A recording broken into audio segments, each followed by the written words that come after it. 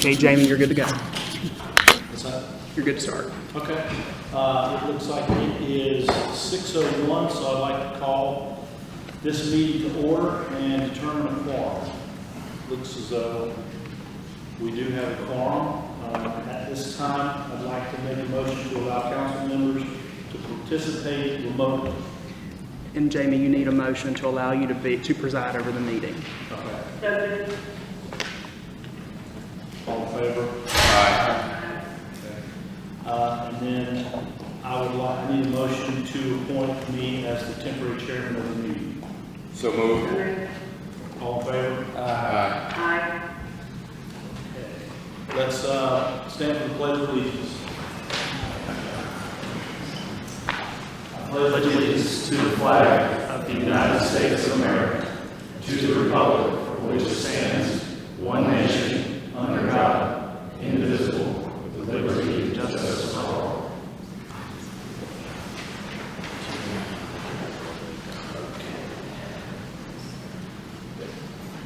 At this time, we're going to open it up for public comment period. You still need to adopt the agenda. What's that? You need to adopt the agenda Okay. as presented. I'd like to make a motion to adopt agenda as presented. Okay. Need to take a vote. All in favor? Aye.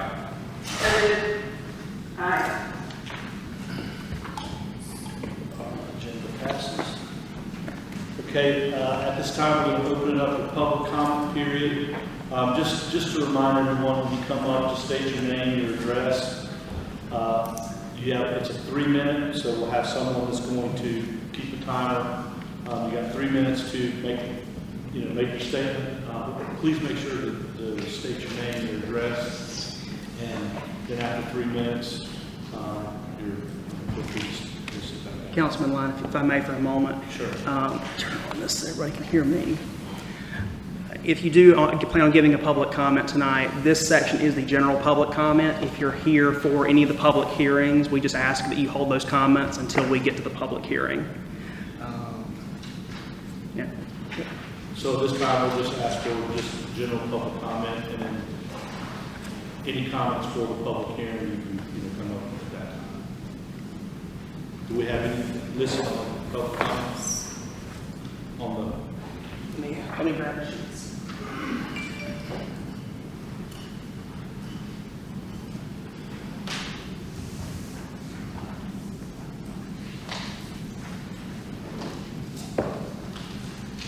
No one has signed up for general public comment. Okay, no one signed up. Is anyone in the room that's wants to make a public comment at this time? Okay.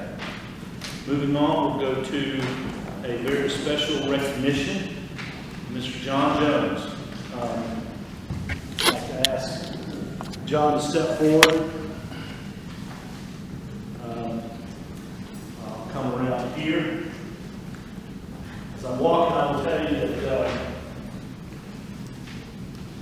Christina, can you turn on your mic? when I got to Marvin, it was a little while, but then when I first, I had the pleasure and opportunity to meet John, and he gave me a lot of insight to the village of Marvin, and I had no idea how much dedication and how much time and effort not only John but his wife put in helping in many different facets of the village of Marvin. And for us to present this to you is the plaque could be as big as this room for all the things that you've done, not only for the village of Marvin, but certainly for the planning board. But I'd like to read this to you. Read this to everyone. The Village of Marvin Council and staff would like to recognize and thank John E. Jones for his years of service to the Marvin community, serving as the chairman and as a board member on the Marvin Planning Board from 2017 to 2022. John, it's my pleasure to give this to you. Thank you so much for your work and all your leadership here for the village. Thank you so much.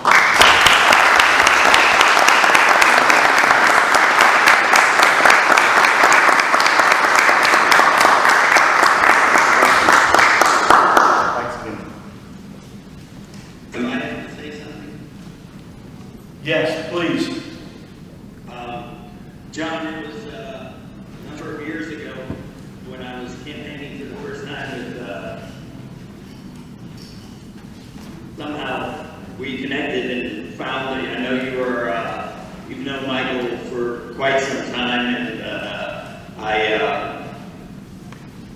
telling me all about you and all the things that you've done, and I could not planning for board because of all of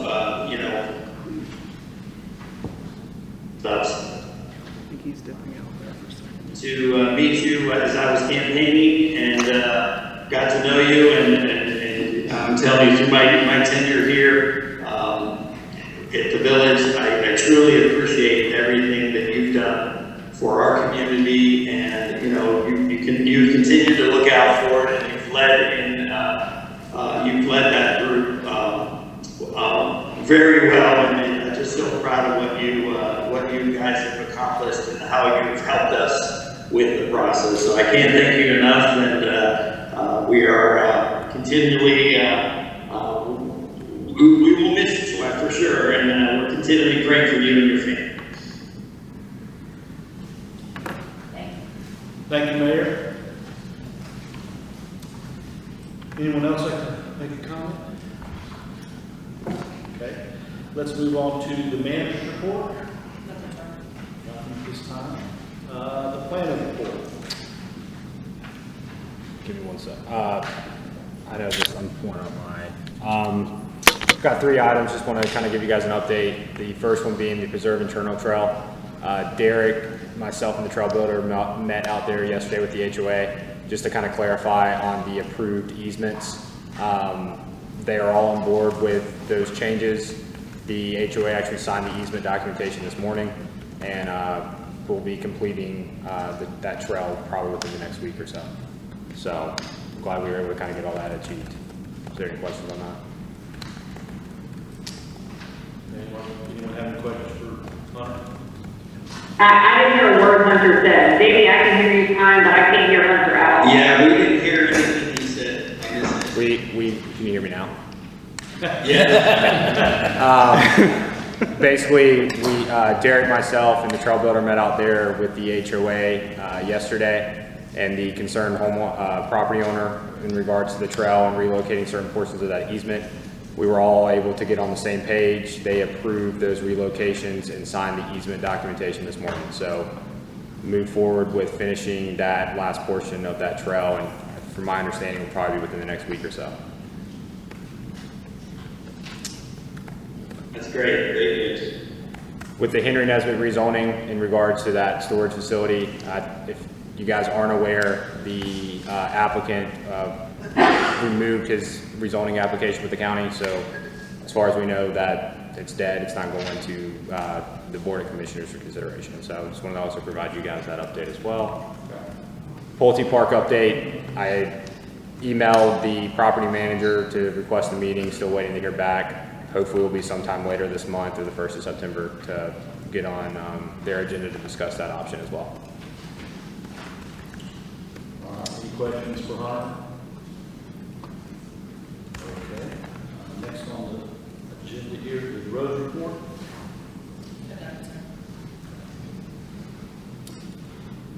My favorite. Deputy report.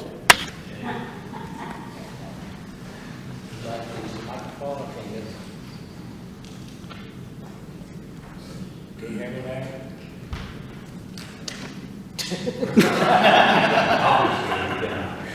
How about now? Can you hear me? I can hear you. All right, good. Any questions on the deputy's report for this month at all? Any of the traffic as well? Do we see that, I know we've got the speed limit signs out here.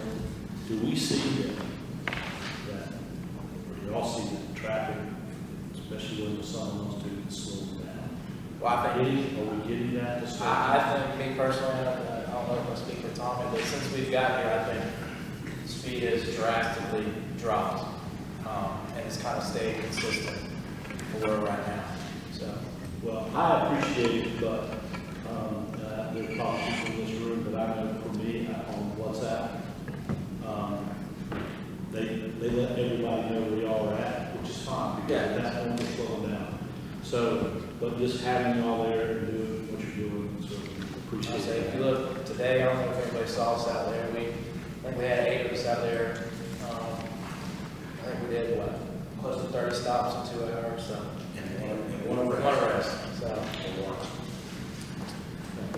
It wasn't me. That's why Joe's not here. I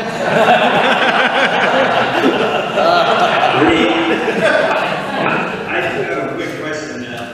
There was recently in our neighborhood, how's the clock system working? I know I had a neighbor have an issue of a break-in, and I immediately told him to go to the clock and hopefully get one of you. If he didn't, he may have talked to another officer. Are you familiar with that? Or? Yeah, Deputy Gals is here, he did that, I think he found. I'm actually familiar with that case. Within probably an hour and a half to 2 hours, we had a suspect vehicle. It was a rental car. It was, of course, turned over to the detective division, and they're still working on that right now, from what I understand.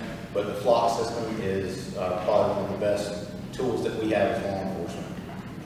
Yeah, and I'd really encourage any neighborhood that's even thinking about it, because when I told him that, I said, I think I gave him one of your contact numbers to reach out to or call right away, because they would know as long as he would identify the timestamp on his door, whatever it was, security system, that you guys should at least have a vehicle at least very soon. So that's awesome. But I encourage any community that's thinking about it to just look at the results.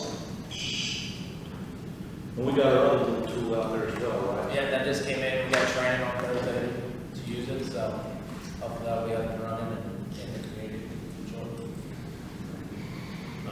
And also, I'm going to mention this, council comments as well, with everyone here. Great job, and thank you for all of what you guys did for National Night Out.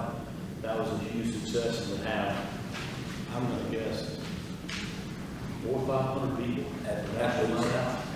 And to, all law enforcement that showed up for that, please tell them thank you for coming out and supporting us on that. But that was a great, that's the best one. I've been here for over 20 years, and that's the best one I've ever seen. Best turnout. So thank you for that. Any questions? Planning board report. Well, the planning board covered what's going to be on the agenda early or a little bit later here. To discuss the recommendation of the Village of Marvin zoning designations for the annex petition properties, and also the recommendation of the Heritage at Marvin rezoning something. So it was a short meeting, and we covered those two things. Any questions on the planning board? Okay. Next, we have PRG board report. We didn't have a meeting last month, but we did have National Night Out, and we had our joint meeting the week before with the council to go over Marvin Day and start planning that for next year. So that's our next. I mean, that's going to be obviously an ongoing project that we continue to work on, but I believe our next big event will be our trunk or treat for Halloween. That's going to be in the park. I believe it's the last Friday in October. So I'll get more details for you guys on that coming up. But thank you to our Park and Greenery Board and our deputies and staff and council for massive success at National Night Out. It was awesome. So much fun. There were so many people there. It really was great. And that's why I hope our events continue. So thank everyone so much for all their hard work. Yes, PRG did. The PRG team was out there as well, and they just did a great job. So thanks for that. Anything else for PRG? Okay, next on the agenda is the consent agenda. I'd like to make a motion I need a motion to accept the consent agenda. questions? All in favor? Aye. Aye. Okay, consent agenda passed. Okay. Next on the agenda is the public hearing. The first one that we here. Like to open the public hearing to extend the corporate limits of the Village of Marvin, North Carolina, and to rezone annex properties to Marvin RUC. So you need a motion to open? Make a motion to open. Make a motion to open the public hearing to extend the There you corporate go. limits of the Village of Marvin, North Carolina, and to rezone annex properties to Marvin RUC. So moved. All in favor? Aye. All right, so the village has received 2 petitions for annexation of 2 properties within the Weddington Chase subdivision. The part of the process that you guys are considering tonight is that when they annex into Marvin, we have to give them a zoning designation to one of our zoning districts, as well as considering the annexation petitions overall. From the annexation standpoint, it's within the Weddington Chase subdivision. You know, it's surrounded by Village of Marvin, and our process has all been complied with. And if you guys are on board, I think, Austin, and correct me if I'm wrong, you guys would adopt an ordinance to extend those limits at the work session. Yes. As well as when we do that, sorry, you will also adopt an ordinance giving them that zoning designation, and based off the surrounding properties being Marvin RUC, which is the Marvin Residential Union County zoning district, that basically allows for developments that were part of Union County and annexed in, whatever their existing setbacks or, you know, vesting of that development continues. It's staff's recommendation and also recommended as planning board to designate them Marvin RUC once the zoning petition is accepted. If there's any questions, I'll be happy to answer them. But Any questions about that? Okay. We don't have any action. There's no actions today, but you need to open it up to the public for public comment. No one has signed up on my sheet so far. All right, so I'd like to open it up at this time, make a motion to open it up for public comment for, You don't have to make a motion, it's open already. okay, just open it up for public comment at this time. Does anyone have, public comment on the here to extend the corporate limits? Okay, then I'd like to just close the public hearing. Need to make a motion for I that. make a motion to close the hearing at this time. So moved. All in favor? Aye. Aye. And you guys will see those ordinances, you guys will see those ordinances at the work session. Okay, at this time, I would like to make a motion to open the public hearing for discussion and to consider adoption of ordinance approving the Heritage of Marvin subdivision rezoning submittal and development agreement. before, I guess, you guys vote on that motion, I guess it's fine. All in favor? Aye. Aye. Okay.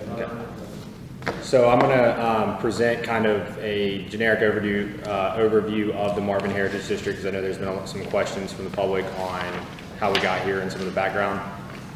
Once the completion of that, I will then get into my staff report of the overall rezoning submittal, and then we will turn it over for public comment and questions at that time. So just for, clarification from everybody, so the Marvin Heritage District has been a concept dating back to 2004. It first came up in, We don't have speakers in here, so we have to project in this room. This is really for people online to be able to hear us. So in 2004, when the Village of Marvin adopted their first land use plan, it references creation of a village center district. That village center district was identified between Newtown Road and Marvin Road. So it dates back to then is when you first kind of see it in the history of like becoming a concept or goal and recommendation in any of those plans. Going into like 2012, the village started kind of developing plans or ideas and concepts of how to develop this district. It started with a report called Identifying Marvin. That report identifies kind of the village center, some conceptual designs, some recommended guidelines and regulations for that district. It then appears again too when the village began to update their land use plan in 2014. The 2014 land use plan builds off the 2004 land use plan with identifying the village center district, having residential and light commercial components still within this, the same boundary as mentioned before between Newtown or on Newtown Road between Marvin Road and Marvin School Road. In 2015, if you guys look at that easel back there at the back left, where we are today is the new village hall site. This was a conceptual thing that, like I said, started back in 2015. As you can see on that conceptual design, it identifies surrounding properties as mixed use and commercial then. It really then started kind of taking off in 2019 when the village released their community survey and got respondents. About 54% of the households supported the Heritage District, and that kind of then, had council direct staff as well as the planning board and creation of the Marvin Heritage Steering Committee to start developing the actual regulations that were to be presented at a later date. In June of 2020, the village had a study done by NC Growth and SmartUp, which was a consulting firm. Basically, they were looking at how does the village create this village center district, kind of created a, goals, recommendations on what the village should do to, create this district and make it successful in the long run. In early 2021, DFI did a feasibility study, which in that study, one of the recommendations were, yes, that based off the guidelines that the staff and the council provided them for their study, they said that they should look at, the council should reconsider the density allowance and open space. However, council did not want to do that within the regulations, and so that's kind of how, in the form-based code that was later adopted, how we're still trying to protect the overall density, the buffer, and all that within the regulations. Good. The form-based code was then put up to adoption by the village council in June of 2021. The form-based code at that time was done as the Heritage District was a conventional zoning district. All the properties within the boundary were going to be rezoned all at once. Due to some of the changes with the state legislature passing 160D, which is basically the governing land use laws and stuff that the municipalities have to comply with, the council tabled that decision, and because of the lack of them not going to be able to have the controller say in controlling the residential aesthetic designs. With that, in July, staff presented to council recommendations, and one of those was to create it as a conditional zoning district. So it's still creating the district and those regulations. However, the properties within the boundary, those homeowners, when ready, have to apply for the rezoning. So whatever gets passed with those regulations, none of those apply until those properties are approved for the rezoning. In December of 2021, the council approved the Marvin Heritage Small Area Plan, which was a amendment to the adopted 2020 land use plan, which also basically the land use plan and the small area plan has goals, recommendations, and kind of is a guide / kind of that builds the foundations for that district. In any type of land use decision, the council has to consider those goals and recommendations in those plans and weigh if it's consistent or inconsistent, as well as does it meet those goals and recommendations of those plans. And then finally, in January of 2022, the form-based code was adopted, which is the land use regulations of the district. And but once again, even though the district was established, none of the properties were rezoned that until at the property owners, when they were willing to do so. that being said, is there any questions from council? Because I just wanted to provide that background in general. Obviously, with the public hearing tonight is on a rezoning submittal to this district. And I just wanted to make sure all that was kind of clear prior to us getting into that. So I've had, I know people, I've heard several people mention, and it's been mentioned in some of the other public meetings, but specifically what control mechanisms are put in place to ensure that MHD does not exceed one residential unit per acre. So when the small area plan was adopted, it put in one of the goals and recommendations that it said the Marvin Heritage District, the overall density should now never surpass 1 house per acre. That's another recommendation in our 2020 land use plan. So that's kind of one thing. As I mentioned, any type of land use decision, if it's the rezoning, has to be, considered to be consistent with the goals and recommendations in those plans. The second part is that with it being set up as a conditional district and having the regulations set in place, but then having the property owners have to come and apply for the rezoning, that means you guys are looking at it from a case-by-case standpoint. So that allows for you guys to make sure that it's compliant with the already approved regulations, as well as compliant or consistent with those parameters put in place in those land use plans. And it really gives you guys the authority, if it's not consistent, or if you guys do not feel like it's a good fit or doesn't meet those goals and recommendations, it gives you guys, the authority to approve or deny it however you guys seem fit. If it was done either the way that it was being proposed in June or however else, it basically would then allow all these properties to be already zoned that by right, and it would be a whole lot harder for you guys to have that control. So the regulations in place are very restrictive and safeguarded, as well as the way to have those regulations to apply to you through the rezoning process. It's a detailed process. Like I said, with this specific application, started in April. A lot of public involvement with that, as in opportunities for the public to be engaged / learn about the project. And ultimately, it's a legislative decision that the elected body makes. And if, weighing all of that, as well as the public comment from the public hearings and so on, that's a decision that you guys can take into consideration during your decision. Based on that, would you say that it is, because of the form-based code that we passed, would you say it is easier, harder, much harder, or just the same as doing it by right? There's pros and cons to both. It's definitely harder, as in the process. If you already zone this and these regulations applied, it's just going through that specific process to get whatever those approvals. If it's a subdivision, there is a process in place, but there's not much say in what, from an elected standpoint or staff on being able to deny, because it's all, those regulations already apply to them, and if they're compliant, it's kind of hard to deny something based off of that. So by right, it's harder for us to say anything. Correct. About what they do. It's they purchase it, they're developing that land.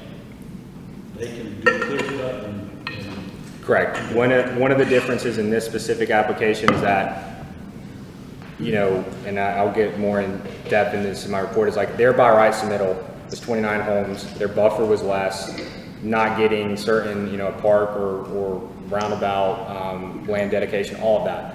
So yes, they could have done that, but at the same time, like you guys, the way to recommend certain conditions or recommend, how am I trying to say this?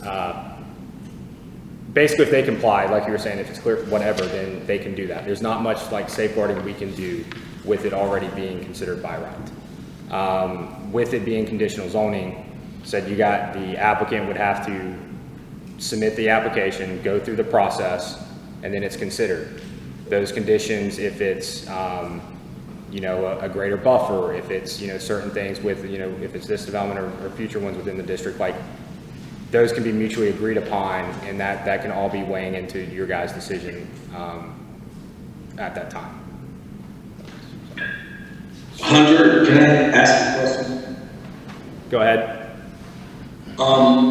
Maybe you can touch on it a little bit, because years ago, we had by right, never really 1 acre lots and stuff, property values went up. I've heard that argument because, you know, it's harder, there's not density, and it's, you know, the land value goes up based on our current our ordinance, and we did have by right. However, it wasn't maybe, I want to say 6 years ago, the legislator basically said that we don't have any say in what materials we use. We thought, well, it probably wouldn't be an issue because they're paying so much for the land, you're not going to be getting, you know, homes coming in here with, you know, cheap siding or stuff that we wouldn't want to see in Marvin that we have. And I think what has happened in our community in Marvin is you've had I believe it was a company, you know, a public company that came in and purchased land, basically bought the rights, and came in there and built nothing but rental homes. And they were allowed to do whatever they wanted, and because of by right, and they could use the materials they wanted. And that, can you talk a little bit about that, what the legislator did, and how by going with the form-based code, they still have to come through us, and do we have a little bit of say on what things are gonna look like? Gonna take that? Yeah, I can address that. Yeah, the legislator did restrict a lot of the general zoning requirements that you can impose in your general zoning code. You know, once they did that, a lot of local governments started moving to what we call conditional zoning. And that this district is a form of conditional zoning. And that is where you go through and you look at each piece of property, each property is unique. And you try to place conditions upon those unique properties so that it is mutually beneficial to both the developer and the town.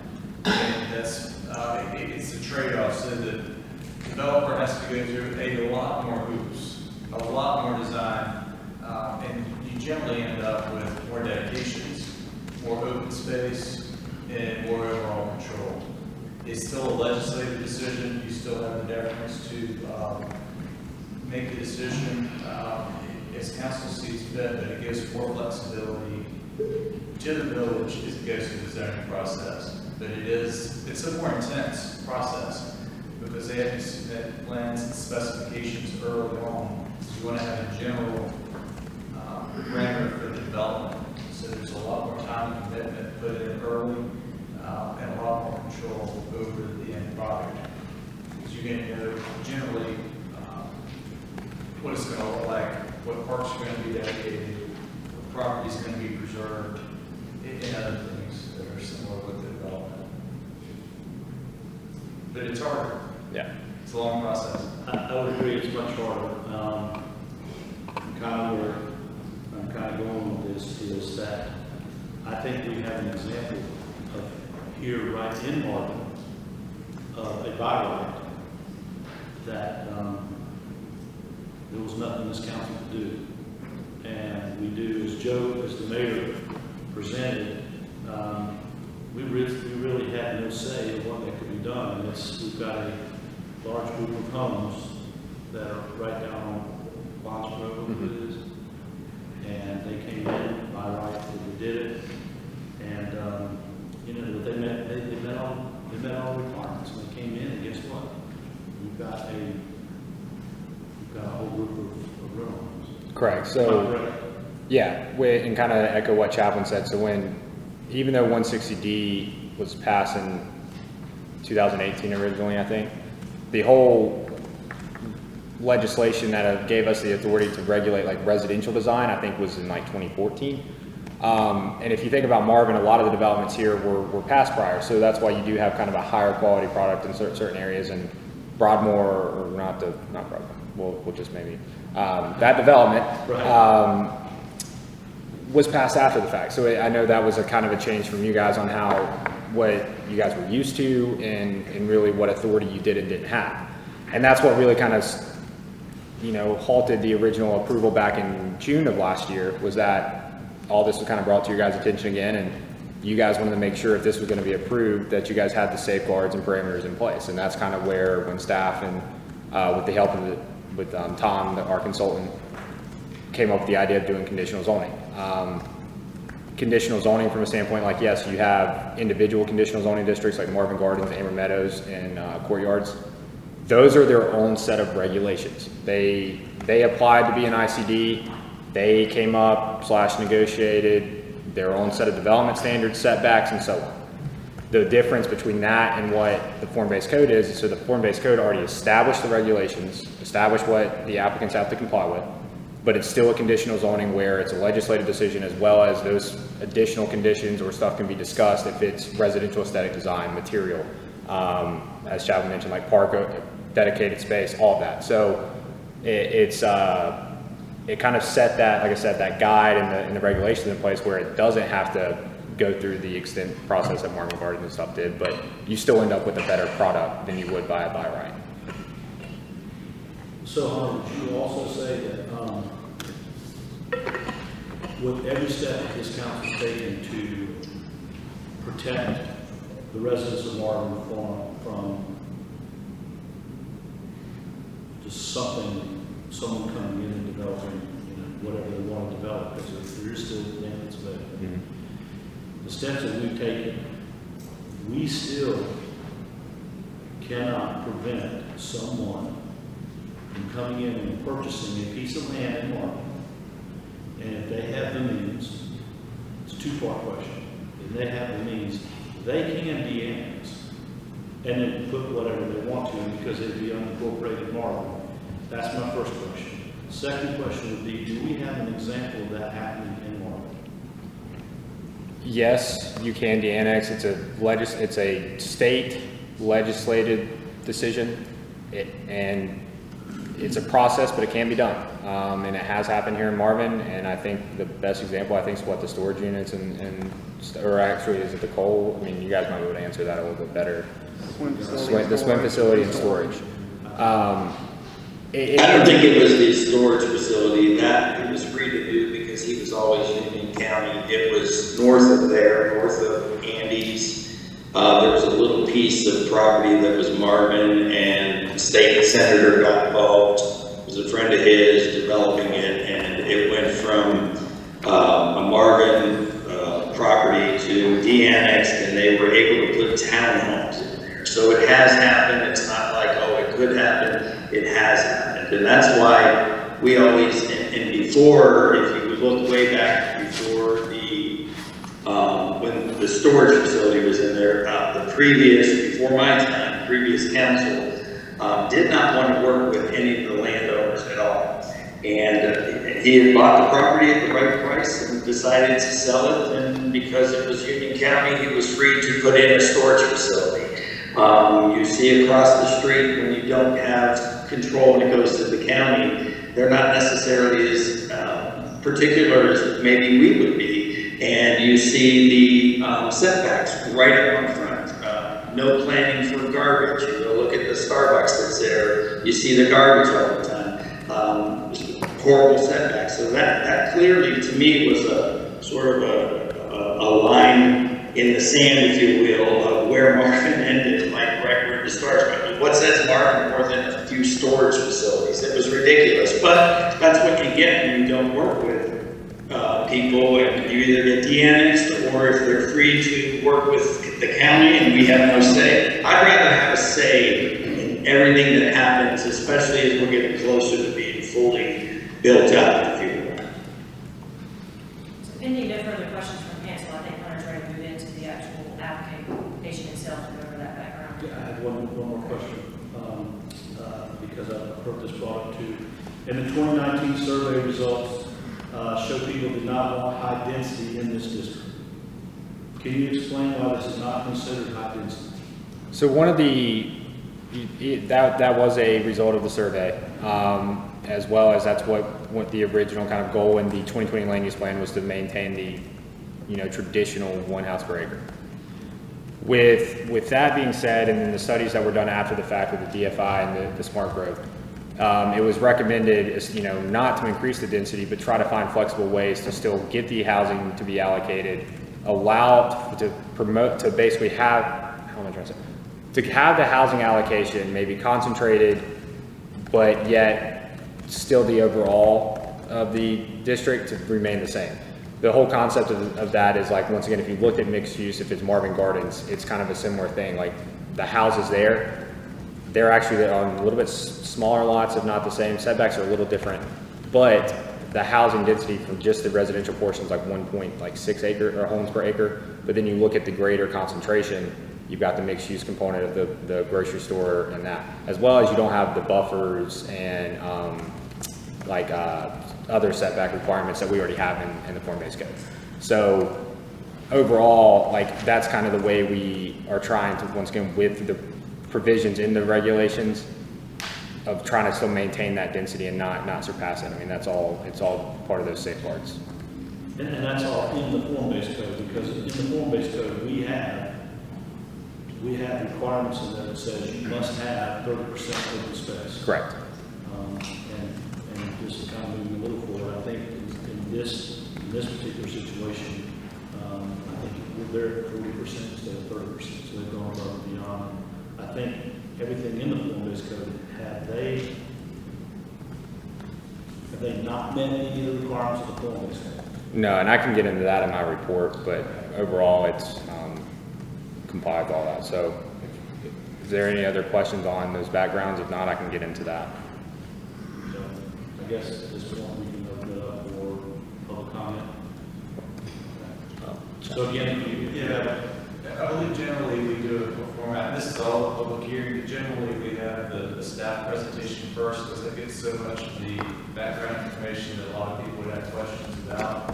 We'll answer some of the questions, and then we can have public comment after that, which is still part of the public hearing. But generally, we'll have the plan to go first, and then if the applicant has any other comments, we'll let that go as well. so, Yeah, so I'm going to present the background overview and kind of the staff report of the specific application being considered tonight. So Jones Homes submitted a rezoning application to rezone the 47 acres, known as the Odell Previous properties, two parcels, from the current underlying zoning of R Marvin Residential to the Marvin Heritage District Residential Home. The proposal is for 68 homes, and it does, once again, kind of, I mentioned this previously, is that they did submit a by right plan back in November of last year that was considered by the sketch plan was approved by council in March. This, their sketch plan for their by right, once again, was submitted prior to the form-based code being adopted, but I do know, since I started in July, they have been following, the process, and from my understanding, that's where, once they got that by right approval and was seeing the regulations and seeing what they could do, they submitted this rezoning petition. Part of their rezoning petition, since it's conditional in the process, is that it's a site-specific plan. All the information is provided up front, so the public as well as council, when making your decision, you know exactly what you're voting on, how many homes, the layout, whatever, and anything else that's proposed as part of their submittal. And so I'll get into kind of now the specifics. So on 68 homes on 47 acres, it's basically yielding a density of the specific property of 1.55 dwelling units per acre. They're proposing 19.10 acres, or roughly 40.5% of conservation area. Per the form-based code, the minimum requirement is 30%, so they meet that requirement as well as provide more. The applicant is also proposing part of their plan to install a lighted walking trail located within the 100-foot buffer. It's being proposed to be paved asphalt from the Newtown, basically in the 100-foot buffer along Newtown Road, and then will be the crushed concrete along the portions of Meadowlark Lane. The applicant is also donating about 0.7 acres for the fourth leg of the roundabout. I know that's always a hot topic and everybody wants the roundabout, but part of it is that DOT came back and was only going to do 3 legs, and the applicants decided that, per their submission, they would submit the additional acreage to allow for access in the Meadowlark Lane off that roundabout. Finally, the applicant will also be donating a 2.25 acre of the site for a future Village Hall heritage site. And correct me if I'm wrong, it's actually 2.5 acres, but then like a quarter of that acre, based off of the proposal for DOT, has like a little section on the opposite side, which will also be donated to us for potential like wayfinding signage, gateway, all that stuff. Lot characteristics, so the submittal is compliant with the minimal building type requirements for the Marvin Heritage residential only small lot, which outlined in the form-based code. Those characteristics is minimum lot 10,000 square feet, which is roughly a quarter of an acre. The front setbacks 25 feet, the minimum lot width 70 feet, the minimum side yard is 5 feet, the minimum rear yard is 25 feet, and the maximum building height is 35 feet. Their proposal, their average lot size is roughly 12,325 square feet, which is a little over that quarter of an acre. As well as part of their submission requirements, since they do have that residential component, they look at the current Marvin Heritage District at, boundary look in existing 7 homes, adding in their 7 plus 68, you would have 75 homes in the 123 acres, yielding a dwelling unit per acre of 0.61. Once again, that's a requirement of this submittal as well as any future, so council as well as the public can see that the overall density, how it will be impacted and will remain or should remain under 1.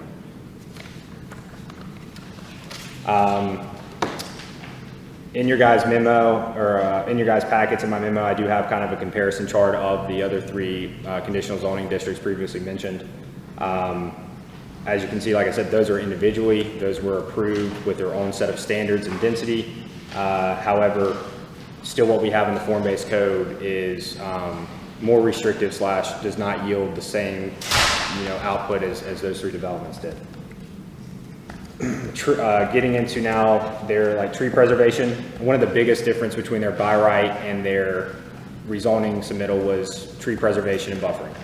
The by right submittal based off of our ordinance or for Marvin Residential only called for a 25-foot perimeter tree buffer, and especially abutting like the existing Meadowlark subdivision. And their proposal based off of being compliant with our ordinance, their minimum is 100 feet all the way around. It also includes a 75-foot no cut along the Meadowlark subdivision boundary. If that no cut is not deemed to be adequate in opaqueness of 95%, they are required, if approved during their construction document phase, to show that, as well as will be required to plant additional plantings to make sure that screening is met. Water and sewer, the development will utilize Union County Water and Sewer. It's being proposed that they will have a pump station to serve their property as well as future surrounding heritage property, as well as the existing some of the existing residential along Newtown Road.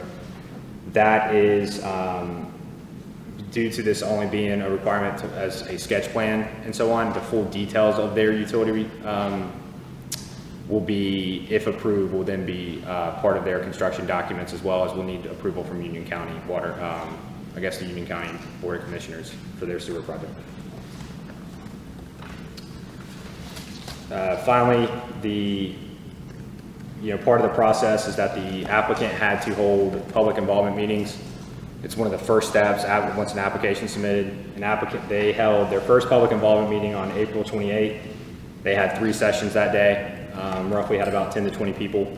Some of the comments, feedback received, the applicant made changes in their submittal based off of some of that, those comments and feedback. The applicant then held their second PIM meeting on June 2nd. Additionally, I think some more comments and feedback were received, one being the entrance, and that was shifted over to meet some of those requests from the public.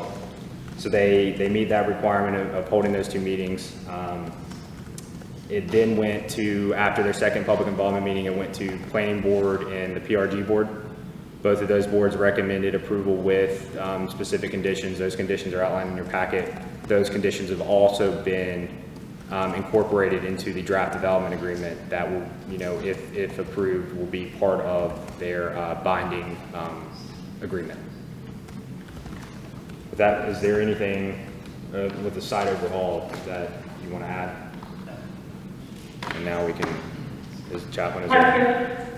Hunter, Yeah. I'm thinking that people think that there are 2 entrances to this neighborhood. Can you clear that up for me? Yeah, so their original proposal that was submitted with their rezoning application did have 2 entrances off of Newtown Road. That was based off of NCDOT engineering standards for the number of homes and so on. One of the initial feedbacks from, I think, the first public involvement meeting, as well as one of the staff recommendations, was seeing if we can make that 1 entrance, because I know that is a concern from a lot of people. So they have narrowed it down to 1 entrance. It'd be the northern entrance on the site plan. The entrance on the west is now just an emergency access, so it won't be paved and it will be gated, or not get, as in like, you want to add? Yeah, it'll be a smaller section, like a 12-foot paved section with a gate similar. There's one over on Antioch Church for like a Brookhaven subdivision. It has. If Ben's talking, I can't hear him. You might want to come. Step up to the mic. Sorry. It'll be a 12-foot paved section similar to Brookhaven with a gate with a Knox lock that the fire department can quickly unlock. It's also set up that they can run through it with their fire truck if they need to. So, okay. So yeah, so to clarify, this proposal only has 1 ingress egress for the residents as well as public. Part of that also proposal was the road improvements, so they have submitted the DOT. Obviously, some of this contingent with the roundabout, and the roundabout's contingent upon potential approvals, or the final design of the roundabout, I should say. DOT did have some improvements, and those are incorporated into their site plan, as well as one of the conditions that was recommended is that if approved during their construction phase, the applicant consider maybe some additional traffic mitigation. One of those, for example, was maybe a right out only of the development, since it is close to the roundabout, where any resident in the development would just, instead of trying to take a left on Newtown, take a right out, use the roundabout, and go towards South Carolina. So a lot of that will be considered, and like I said, will be incorporated, if approved, into their preliminary site plan and construction drawings. And I wanted to, this is a little bit different, this is your first time, and what you have in this public hearing is both of the rezoning and the development agreement. You can't hear them at the same time, that's because they're so intertwined. Hunter provided a memo, we talked about these conditions, and I think there were about 20 of them that he wanted in, and he went and updated that memo to show you where it was in the development agreement. So it's either in the plans, the settlement, the page plans are described. It has to be built in accordance with the plans, and then you have more conditions in the development agreement, and that's how you get your higher control. It says it's the rezoning of all the conditions in the heritage district, then their plans, and then the development agreement kind of puts its arm around everything to wraps it up and make sure all the conditions were applied, and the development agreement will be recorded if approved, and it runs with the land instead. So anybody that would see that would see that it runs with the land as a recorded document, put the public and any purchaser on notice of those conditions. And I can go over those conditions right now, if you would like, or, I mean, it basically, I mean, I can run through them fairly quick. I mean, some, like I said. And those conditions, Chapman, so those conditions too are, the developer has it, and once they hand it off to the HOA has to, they have to adhere to all those conditions as well. Or is that? Yes, by the time it's handed over to the HOA, it's really going to be developed. Most of the development conditions are really part of the development. And development is, as you start to turn the land, and that will include, there are 3 parks designated. One's a neighborhood park, one's more of a passive park, and then the heritage park. Those are in here. Those would have to be dedicated.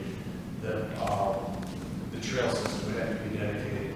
So a lot of this, and then there's a maintenance agreement that is required. And there's a certain time that the maintenance agreement has to be approved prior to, it's either preliminary plan approval or plan approval. It's how the planners want it. But it's designated that we have that agreement entered into, and that will go onto the HOA, because the HOA will be on going. So then it will obligate the HOA to maintain certain areas, certain trails. That this will continue, all the terms and conditions will continue to run with the land, to be a part of the land, and the overall operation. But a lot of the obligations will come through with the initial development, and those will be imposed on the developer. Yeah, and just to kind of build off on that is, so what's being considered tonight is the rezoning. But what that rezoning entails is basically their site-specific plan. That includes the elevations, that includes the dedications, that includes the development agreement with, that encompasses all these conditions. You know, these conditions were either staff recommended, PRG board recommended, or planning board recommended, and they were all kind of encompassed into one. And I'm just going to kind of go over them real quick. And the first one being that the preliminary site plan, civil design plans, that this, you know, if approved, this mirrors the same thing of a subdivision sketch plan process. That if approved, then they would be able to then consider with the major subdivision approval and get there. They would have 1 year to get their construction drawings and preliminary stuff that would be reviewed by staff and then considered by council for approval. That condition specifically within the development agreement as well. The second condition is that these conditions to be recorded with the final plat / it's recorded with the development agreement. So as Chaplain mentioned, if approved, that development agreement becomes recorded, it's binding, and so that condition is being met. Chaplain referenced the maintenance agreement. The third condition is a maintenance plan for residential subdivision shall be reviewed and approved with the preliminary site and civil design plans. That's within the development agreement and will also be considered with, you know, if approved during that process. As well as the covenants for the residential subdivision. I already have a draft from Jones Homes. If approved, we will have, you know, be able to give input, comments on that, and that will be able to be reviewed by staff and council as well. The fifth condition is that overnight on-street parking. The condition is that the covenants for the residential subdivision shall prohibit overnight road parking on all roads within the development to the extent allowable by state law. Sixth condition, this was a condition that was recommended by planning board, is that fencing in the development, no fencing shall be allowed in the front yard of residential lots. The seventh condition, per their original submittal, the only deviation / request to deviate from the zoning was for a pool setback. The planning board recommended not to accept that. The applicant, you know, agreed and is removing that from that. So that condition, basically, it's still on that site plan that's in your guys' packets as a note condition, and that's just clarifying that that's going to be removed and that's not if approved, that is not, they're not allowed. They still have to comply with what's in our regular accessory uses and structures setbacks. The eighth one being that the development must comply with Chapter 152 outdoor lighting. So again, they have to do this anyway, but this is basically just outlining and making sure, you know, from council standpoint as well as the public, like there's, if approved, the future things, like there's other regulatory things that they have to comply with, and this is just, you know, reiterating that. The ninth one being a photometric plan for the proposed lighting for the walking trail, as well as just their street lighting and all that stuff. So that will be part of their preliminary site plan and construction drawings. 10 is just engineering manual. The development shall comply or shall be subject to all the engineering standards. Once again, any development has to do that, but it's just kind of outlining it specifically. As I previously mentioned, the 11th condition is additional road improvements along Newtown Road. The applicant shall consult with staff and NCDOT on looking at making additional road improvements, and that will be discussed and considered with their, you know, if approved in their next step. The 12th is the subdivision entrance, was again making it the exit of development a ride out only. That's been added into the development agreement. The concessional Heritage Park site layouts that's in your guys' packets. It was always being proposed as those were just conceptual. They were donating the park to us, but they weren't making any of the improvements. Council did after a conversation with you guys, that was a thing that you guys wanted to keep just because you wanted to make sure the park got developed and not rush it as part of this process. You wanted to make sure that the amenities and the way it was developed was thought out. And so if approved, it would be dedicated to us, but then we are responsible for making those improvements or developing it how we so fit. So basically, it's just saying that those conceptual drawings are just conceptual. They're not binding, as in like the developer's putting those in, or that's what's going to be there. 14 is the buffer width reductions, basically adding a note that the plans that the buffer are material consideration to the rezoning, and is recommended that all future boards and council that there's, for some reason, if they came back or whatever, that those buffers are never to be reduced or, changed if it's a 75-foot no cut or whatever. The 15th conditions buffer opaqueness, once again, making sure if they don't meet the 95% opaqueness regulation that they will plan additional plantings to comply with that. 16, this was a recommendation from PRG board, was that the developer shall install low lights or low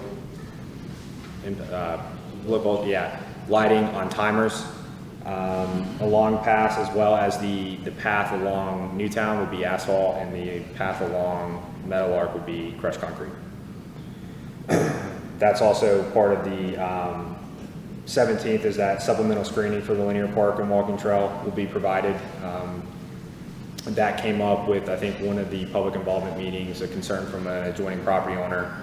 The applicant met with that property owner, talked about adding screening, so that's kind of putting that in there as a parameter that additional screening will be provided, as well as if it's identified during that construction phase, that additional screening, just to screen the concerns of those walking trails will be added into. 18, another recommendation by PRG is that the development shall conserve native plants where possible and replant the native species and identify this on their preliminary site plans. Recommendation by PRG, applicant agreed to it. 19 is that the applicant shall provide easements on their preliminary site and civil design plans and the final plat for future sidewalk connectivity, with the roundabout being installed as well as the park kind of having those easements already dedicated, so we can, long-term for the Heritage District have walkability as we want as a goal, and then we don't have to go back to, if it's the HOA or whoever, and try getting new easements for those connections. 20 is additional sewer connection. The applicant shall consider and provide easements on their preliminary site plan for sewer connectivity with adjacent residential parcels and future mixed-use development. It's kind of similar thing, is that they go ahead and maybe try to identify the best stub for connection to adjoining properties and potentially go ahead and put some of those easements, so then that's a less hurdle to have to go over in the long run. If that sewer is then connected, if it's from Mr. Letts, identified as mixed use, or properties along Newtown. And finally, basically it's just all exhibits in your guys' packets, the site plan and all of that's all encompassed into their rezoning, and if approved, all of that becomes binding and part of their final ordinance. I know that's a lot. Does council have any questions on this? Lester, can you say 18 again? Yeah. So 18, one of the recommendations from PRG was that the developer shall consider or shall conserve native plants when possible on the site, as well as replant with native species and identify this on their preliminary site plans.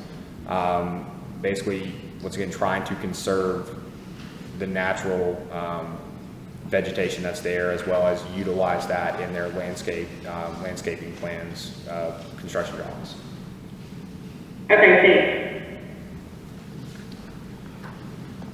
Okay. Okay, at this time, anything left for Ron? Can I ask one quick question? The opaqueness, did you talk about that, or did I miss that? Was it the percentage of, is it 96% year-round? Yeah, it's a 95 or 96, but that opaqueness is addressed within the development agreement to make sure they comply with that. Okay.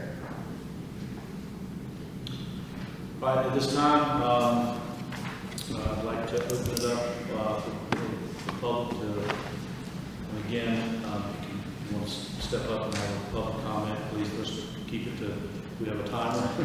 I got it. Okay. May I suggest that we move the speaker up to them so that people online can hear them? Yeah, just come over to the corner over here, Either one of the mics will be fine. Yeah, either one of the mics will be fine.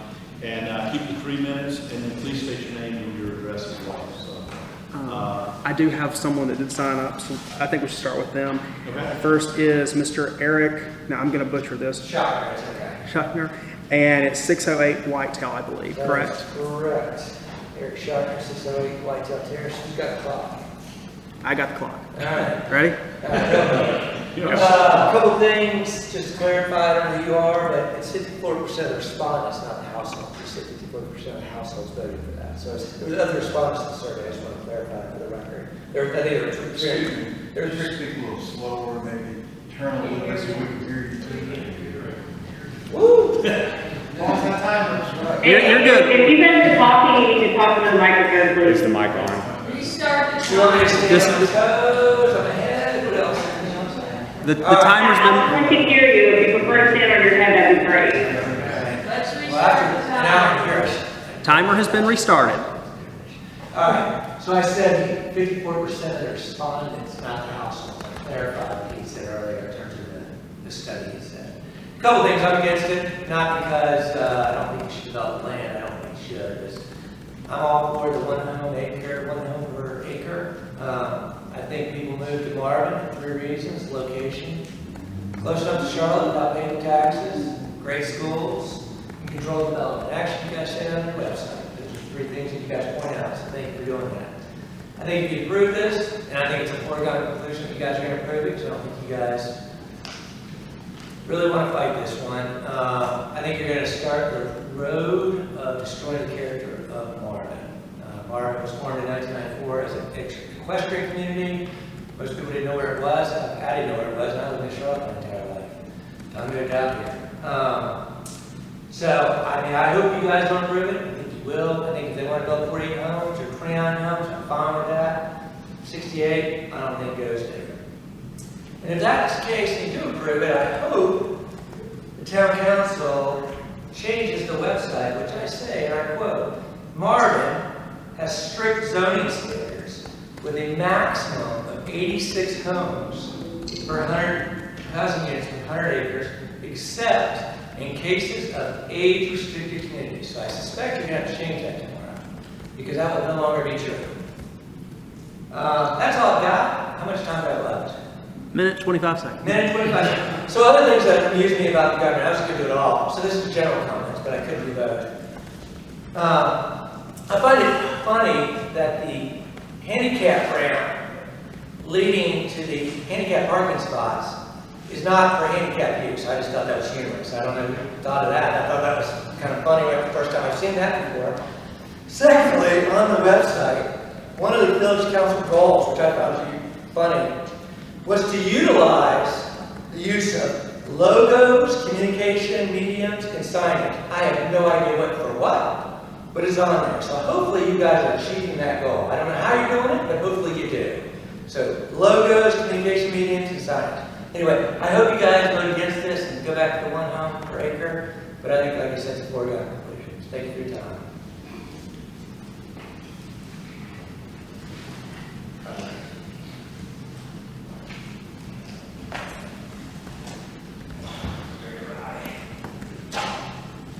Gary Carter, 1213 Larkbridge Court.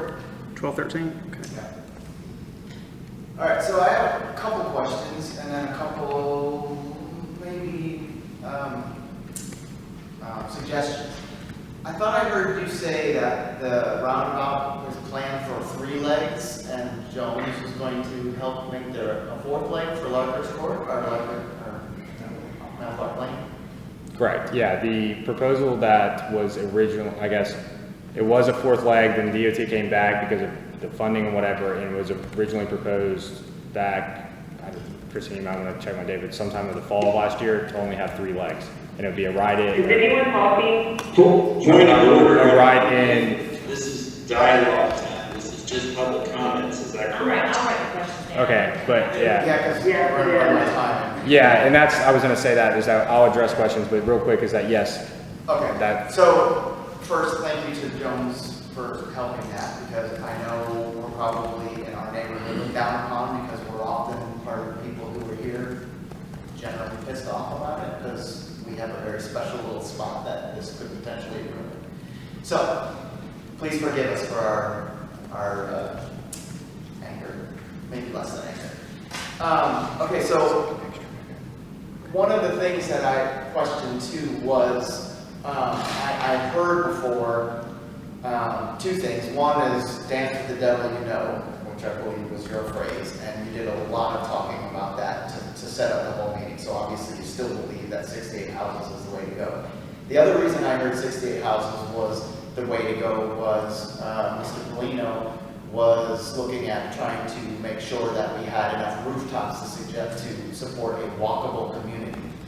What I wanted to suggest that may or may not, it may have been, I just haven't heard it, but there's also a huge amount of traffic that moves through our community servicing neighborhoods that aren't part of Marvin. That would support also a downtown or a village area, whatever we're calling it nowadays. So I'd like it to be considered that 68 homes isn't necessarily the answer for supporting shops, grocery stores, whatever it is, because I guarantee you anyone that lives between here and downtown Waxhaw is using our roadways to go to and from Charlotte or Pineville and wherever they're going. So I think that would, I think that would supplement a lot of the shopping and the support of those things. So I think that should be considered. One other question I had was lighting. So at some point, Scott Lett's property is developed or set to develop for mixed use, which means that there will be retail, which means that there will be lighting. Will that lighting, and I heard, I think for the Jones property, that they were going to put timers on the lights so we didn't have a lot of light leak and Marvin still remain this awesome place where you can actually see the stars. Would that also be the case for the Scott Lett mixed use? All right. Can I just go ahead and address after each one? Because some of these, I think. Oh, we're not supposed to ask questions? Yeah, let's just. No, you're available to ask questions, but for efficiency, we're going to do it at the Right. Okay. end. And I know I have one more thing, but I can't remember because I'm nervous because I don't like talking about people. I know you all people. So I'll come back up if I can. So I'll just make a comment real fast. While you guys are talking, I'm taking notes, and we'll answer all the questions in one kind of after this, just for efficiency standpoint.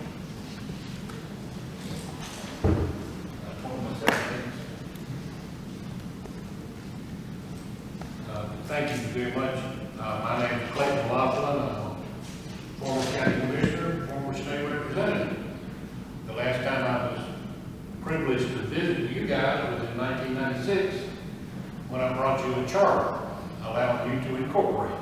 Clayton, can you give me your address really fast, please? I need your address for the record.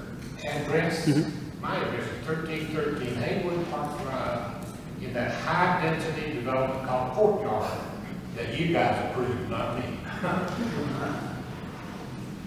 I came tonight as a representative of our Weddington Church. Our minister couldn't be here tonight. He's a little bit upset that he's not received any notification of the meeting, and he's very concerned about what might happen here in the Heritage District, and so am I. I didn't hear a lot tonight, so I hope you'll, as you progress, that you will keep us informed as to when we might have another hearing or decide what might be happening. But I'm very curious if tonight, sitting here listening, Hunter, you mentioned that this development would require a pump station for Union County Sewer. Our county commissioners have been very, very concerned about pump stations and high density. And they have placed a moratorium on any new pump stations unless they're approved by the county commissioners, which gets very political, but bless their hearts, it's time that somebody puts some brakes on something. We're going overboard with growth. There was a time, I had some money one time to take this big curve out of Newtown Road and put a T intersection there at Marvin Road. in Newtown Road. This council turned that money down because they said the curve slowed down traffic. You're right, it does slow down traffic and it kills a lot of people. So sooner or later, we're gonna have to reach reality or admit to reality that we're going too fast, we're going too far, we're doing too much. We've exceeded our water and sewer capacities.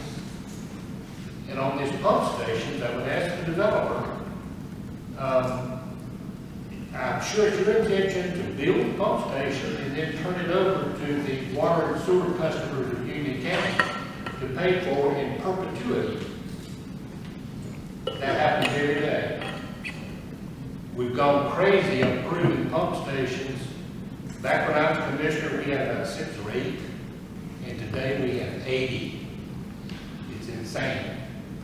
Those are expensive, they require a lot of manpower to go out, police them every day, make sure they're not polluting the creeks. Sooner or later, we've got to just face up to reality, and I would encourage y'all to put the brakes on, slow this project down, and wait until the time that Union County is ready for it. We can't take any more traffic, we can't take any more students. You know, what do we have to do to tell people, slow it down? I hope when you go to the polls this fall, you'll ask some people, what do you plan to do as a county commissioner to help fix this mess? And I love the town of Marvin. I'm glad I did. And I like your new digs too, pretty good. But I would like to know who invented that weather watch on top of the building that you can't get to? Thank you all for your time.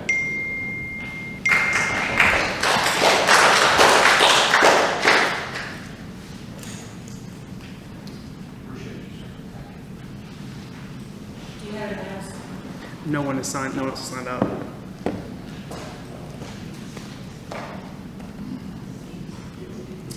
Linda Daniel, 10410 Newtown Road. 10410 Newtown Road.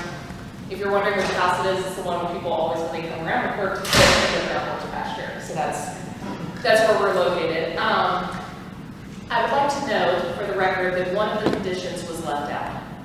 And it was one by the planning board where we actually requested feedback from Union County schools, specifically about the schools being over burdened. And that was requested prior to this meeting so that you all could have that information. Because it's one thing to say we're going to have 23 additional preschoolers. It's another thing to say where are they going to go. It's one thing to say we're going to have 17 high schoolers. It's another thing to say, do we have an AP class for them?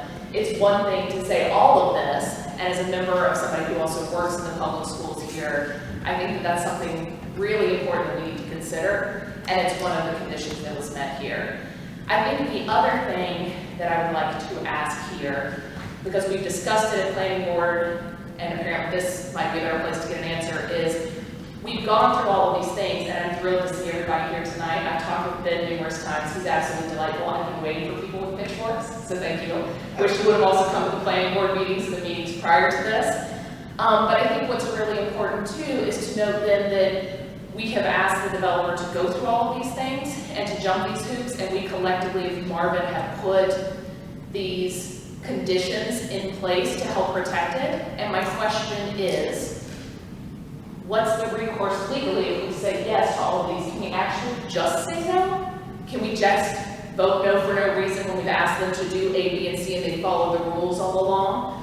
Right, so it's something to think about, and I still struggle with thinking that's actually the answer that we go through all of this. And then the last thing that I would say is, every time we talk about whether to develop or not develop land here in Marvin, we always base it out of what happened over off of Ray Road and this concept of fear. And I can appreciate dancing with the devil that you know. Are we dancing with the devil? Are we negotiating? I don't know. But whatever we're doing with the devil we know, I can appreciate the concept of doing that with what you know, but we also cannot allow fear to dictate the decisions that we make, and I would expect more out of our council for that. So I think if it's one thing that if we're going to stand pragmatically on the fact that we said, if you do A, B, and C, you can build here, because we collectively agreed upon that. I did not on the planning board vote for that. But there's lots of people rightly believe that this was right. However, if we put these parameters in place and that's by phone, that's totally different. It's something else to let fear govern us, and I would expect more out of the people in Marvin. I'm third generation Marvin, my children are fourth generation Marvin. My parents were on the council that founded Marvin. I love Marvin, but fear does not dictate how we go forward. And if it does, then I'll tell you where we'll crumble next. We'll have these homes that get set up, the 68 here, no offense to them. We're set up, they're gonna build. So if 68 homes get built, then when Mr. Lett comes and he wants 50, that's putting us awfully close to that number. Are we gonna be scared that he's gonna de-annex, so that we're gonna say yes to him? Time. And then the other properties, slippery slope. Thank you.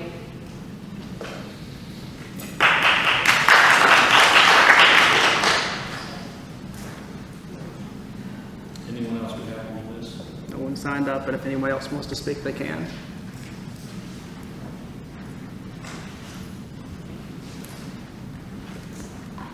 Good afternoon, evening. I'm Gary Rose at 1209 Margaret's Court in Marvin. And I want to talk about the density issue. Talk about high density. What does this mean? So right now we're trying to get 68 homes on 47 acres. Obviously less than that magical 1 acre per home, one home per acre.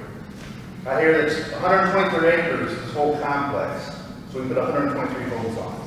So that kind of justifies the high density we're looking at. But I look at the Marvin Heritage District, there's 8 parcels. 4 of those parcels are commercial and civic. Talking about the building we're in, the churches, the cemetery. That probably should not count as part of our high density. So that leaves us with 4 properties.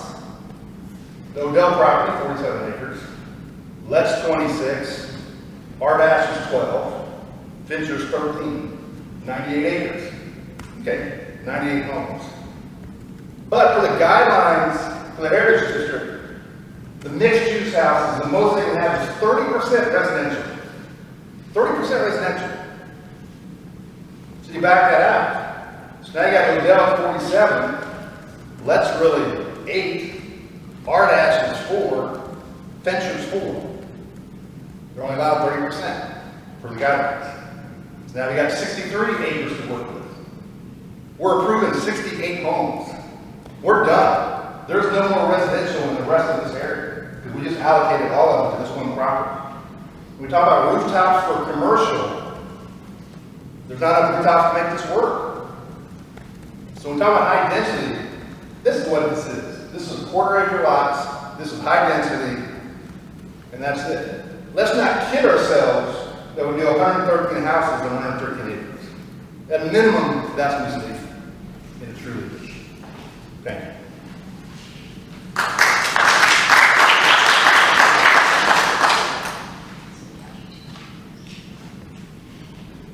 Anyone else for public comment?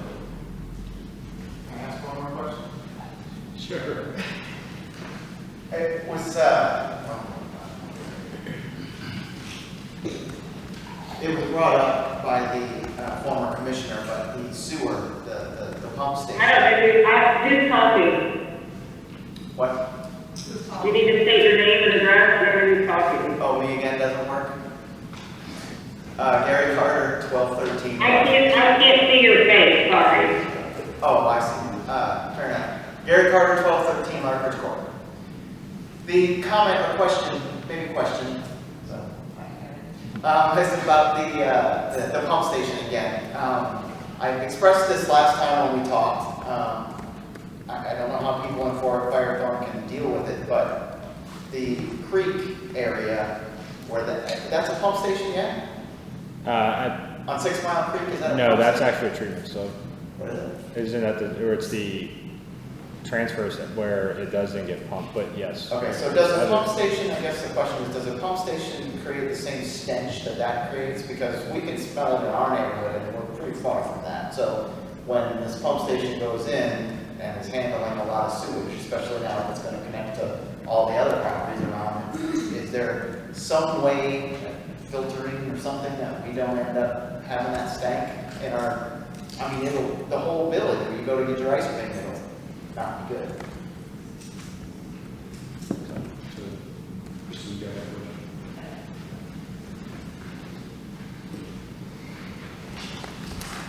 Anyone else for public comment? Okay.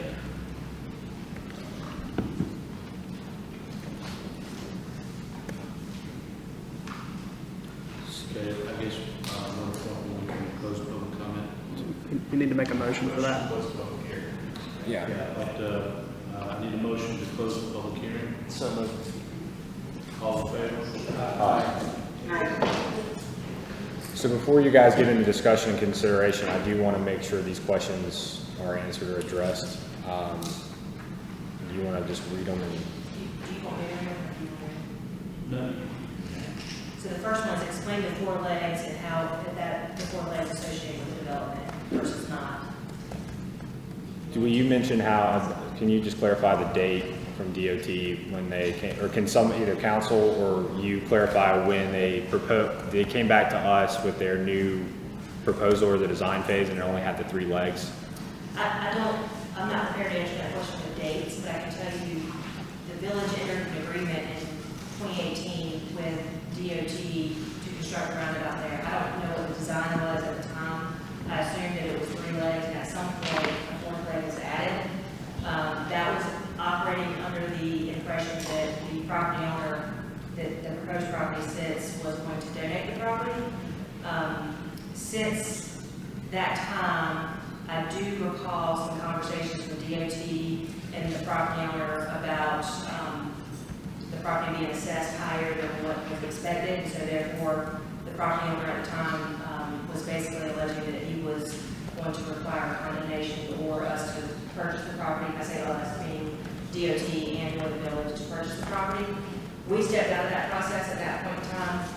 We did not want to be associated with any type of quid pro quo kind of development for a 4th leg. So DOT and the property owner at the time conversed. They agreed to a 4th leg donation. I think that you guys are still in due diligence of your property, if I'm not mistaken, and that's part of your agreement with West Odell. We have stayed out of those conversations, so that's, I don't know if you have anything further to comment on that, but pretty much you got it. Yeah, so. Did that answer the question? Just to read through all of that, there will be a 4th leg. There will be a 4th leg. That's what I'm thinking. It's just, yeah, the timeline. And then you have the Jones is Moving on to the next question, lighting at the left property, and will the lighting standards conditions be the same as what's being assessed at this property at the left property if he proposes some type of residential development or commercial? Yeah, so one, if whatever lets development, when ready and goes through the rezoning process, his development will have to comply with the ordinances and regulations of the form-based code as well as specifically chapter 152, which is outdoor lighting. As well as, as similar to this process, the public will be able to kind of, see what's being proposed and so on. And so that can be a recommended condition to make sure that lighting in the photometric plan is provided during that time. But it's, once again, the way this process is set up, it's when the property owner is ready to rezone. And so that's not, I haven't talked to Mr. Lighting recently, so I'm not even sure where he's at in his process. So that was a future meeting. Yeah. And you'll be notified just like you did with this, especially with being adjoining because for the public involvements, it's, I think, every property within 1,600 feet. And then for the specific public hearing, it's posted here, but all adjoining property owners within 100 feet are directly notified via first-class mail. So that was my next question, address the legal requirements of notifications on future rezonings that you answered that. Yeah, so. Can we go back to the lighting? So for informational purposes, that new roundabout will have lights on it for safety, just like the other 2 do. So when the roundabout gets built, there will be lights there. Right, but it's Yes. not 60 and all the lights, street lights rather. Yeah. So are you comfortable with it? Did you answer the question of legal requirements? Well, I was just going to add is that, once again, how this district's set up, it is kind of a case-by-case / each property will be considered with their own application and their own site plan and so on. So with notifying one by state statute for the public hearing, you only are required to do, it's basically adjoining properties that's 100 feet, and that's including, or that's excluding road right of way. So I always do like 180 feet or something like that. So those are the ones that are notified about the public hearing. It also is posted in the paper and posted on the site. And in regards to our the public involvement meetings, which, I know you attended, I think, the June one. Once again, our ordinance states all properties within 1,600 feet. So in any future rezoning case, if it's let or, whoever else, those same parameters will apply, and the same process will be held. So the public will be informed and it will be notified and have your chance for whatever that specific development is being proposed. The next question was pump station moratorium and how this will be paid in perpetuity for taxpayers pay for that. That's obviously not a question that we can answer. That's a Union County question. I will say that we did have a meeting with the county a couple of months ago, maybe 2 months ago, and they are trying to come up with what they call a life cycle cost for pump stations. Much to Mr. Laughlin's comment, it is something that is a great increase in perpetuity, and Union County is very much against trying to pass over these costs to taxpayers. So I know that those representatives from the county that exist today are trying not to do that by all means. So they're trying to come up with this life cycle cost to pass on to the developer. They are still in discussions about that ordinance and how that impacts developers and taxpayers, but the common understanding that they have now is that that life cycle cost will be passed over to the developer. That developer will pay for whatever that cost is upfront. That, from my understanding, is set to be proposed to county commissioners in September, October timeframe. The next question I had was, there was a planning board condition of school recommendation is not being discussed in your recommendation. Yeah, so the applicant did reach out to Union County. I think you guys were all made aware of that information. Be happy to share, but basically it was, do you have the numbers? Would you mind just sharing those? But that condition was met, to be clarified. The applicant did reach out to Union County, got the numbers, but then it's just data, and it was presented to council, and they were made aware of it. But if you want to know, we can definitely go. Yeah.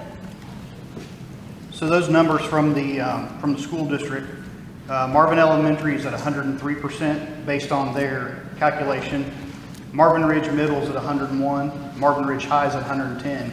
Sandy Ridge is at 88%. So Sandy Ridge has a proposed capacity of 704 students, and it right now has an enrollment of 623. And the other thing that I'll add to that is the data that was received from the county on that included projections of certain developments that either haven't been built. One example is Broadmoor at 68 homes. Those percentages already included those 68 homes, or 62 homes. It also included Oldenburg, which is already, that development, from my understanding, was probably finished last year, and so those calculations were already put in. Like, those were projections based off of those proposed developments, but the numbers were already in their data from last year. So it was kind of double. Not this one. For the heritage? No. Do they include that in it? No. So that was all taken into consideration, and like I said, we understand that concern, and that's, if there's anybody from council that wants to add on that, but like I said, all that information was provided to you guys as a data point for your guys' consideration. The next question is, what recourse do we legally have if all conditions set forth are met? And I'll turn it over to our attorney. We have a lot of conditions, and most of these put in the development agreement on when they have to be met. And a lot of these were before plan approvals. If they don't do the park dedication, they're not probably preliminary plat approval, and then they're not going to get final plat approval. If you can't get plat approval, you can't sell a lot. So it's going to be handled through the planners to make sure that they can follow the conditions during development and get everything done during the plan approval process. I'm sorry, I may have not been clear. My question was actually, if they do follow everything, so we ask, and we just say no. As in from, like, As in, like, they done everything. I got you. That was actually my question. Okay, so the question was, what happens if the developer during this process agrees to all the conditions that we wanted, or not that we wanted, that It's- planning board and staff and some of the other entities wanted, presents this. Is this board bound to approve? Absolutely not. This is a legislative decision. This is vested with the council to make their decision as elected officials in the best interest of Marvin. As well as I want to add, that's also, as I mentioned, the land use plan and the small area plan, they have to take those items into consideration if it's voting for or against. And so those parameters also help with that being able to, but at the end of the day, they can say no. And then the last question was, do pump stations smell? I'm obviously not an engineer, developer, or any of that sort of thing, but I do know that most pump stations are usually enclosed, and so they should not smell. I do know that Jones Homes did a basin study, a very in-depth basin study to see where they had to put pump stations, so I feel like if anyone can answer that question, it would be the developer itself. I think we talked a little bit about this at the public information meeting. So the pump station is enclosed. It's basically two giant manholes with a pump and a house sitting next to it. So it'd be very similar to the sewer that runs down the streets of a normal subdivision, just in a bigger manner. But those wet wells are usually 36 to 38 foot deep, and the pumps start kicking on when they hit 10 to 12 feet. It's for factors of safety, but one of the things that helps with is the smell or the odor from something like that. But those things, they're set up to recirculate themselves in certain periods of time, so it's not like it goes in, like a treatment plant goes through like a 48-hour process where the bacteria is trying to break it down. It goes in there, gets to the level of the float, and it gets pumped out into the sewer system, into the gravity system, and heads to the treatment plant. So it's not meant to store, it's meant to get it to a central point and kick it on down the system. And that on 6 Mile, is it 6 Mile Creek or whatever? On the other side of the creek? Yeah. Yeah, that's the treatment plant for Well, sure. that's a treatment plant, Mhm. not a pump station. Yeah. Someone told me once it was a pump station, so. Yeah, well, there's some pump stations that pump into that thing close to it, but the big one is the. Now I get what they don't. Mhm. That's all the questions I have, sir. Can I just also, I know there were a couple points made, and I would like to just clarify on a few things. I know you mentioned about wanting to put 50 homes and stuff. Once again, there's parameters in place that that wouldn't be consistent with either the land use plan or the regulations. He could propose that, but it's very unlikely, like I said, that it would even get to this point, not being consistent with those plans, as well as not being in compliant with the regulations of the form-based code. So just want to say that. Also, I know it was mentioned about the density and considering the houses and stuff. This has also been discussed with council. Even though it says 123, based off the housing allocation and percentages, staff really doesn't think it would ever get above 100 or so.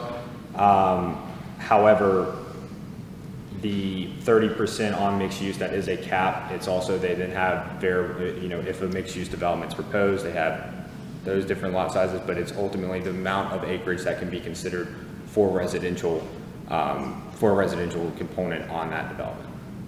But this is the only property that is identified as residential only in the Heritage District. That's all. Okay, this time, I think we move to, Jack, we move to a motion here. Yes, you can either, I can't hear. You can have discussion, or you can make a motion and then have discussion. That's oftentimes appropriate.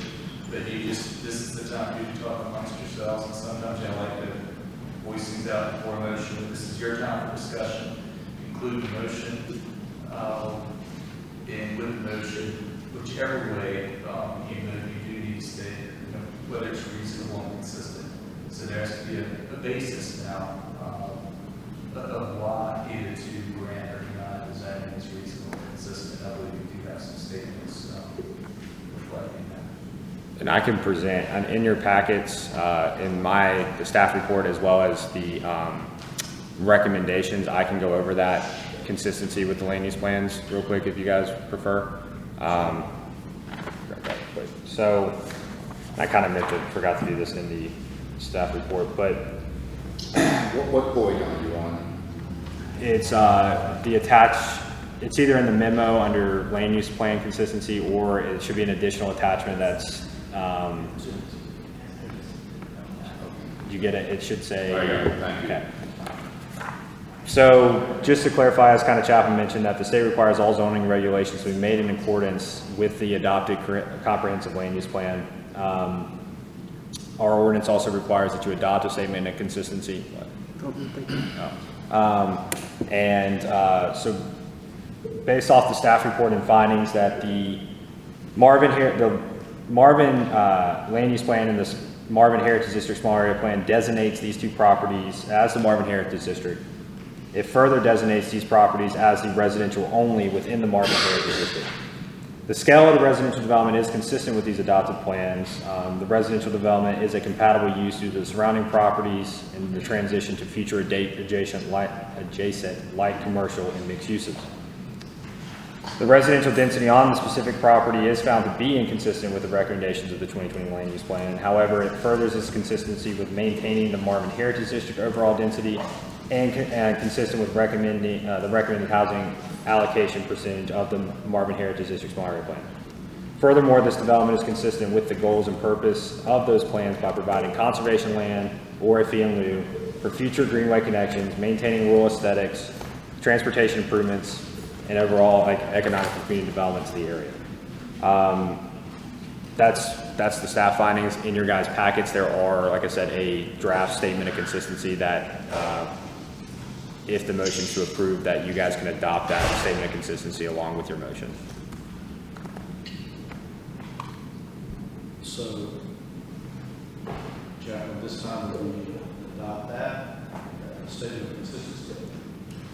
It really needs somebody's motion if they want to make a motion and include adopting the reasonableness and consistency statement with either approving or not approving the ordinance, and the ordinance includes the rezoning and the development agreement. So now, this time, because we made it. You can entertain a motion after, so Okay. have to do that.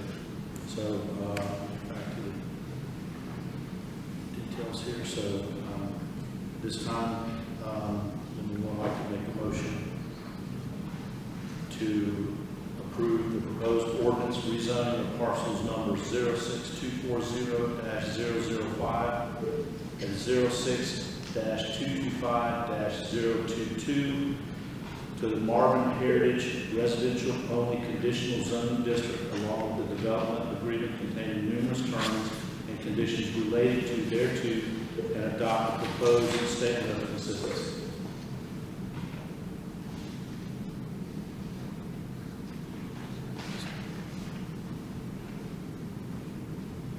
So moved. Further discussion? So, I Go ahead. me, Yes, go ahead, Kim. all right, sorry. So I just want to kind of go over a couple things that I heard, from, the public, and I appreciate everyone who was there. I apologize for not being there in person.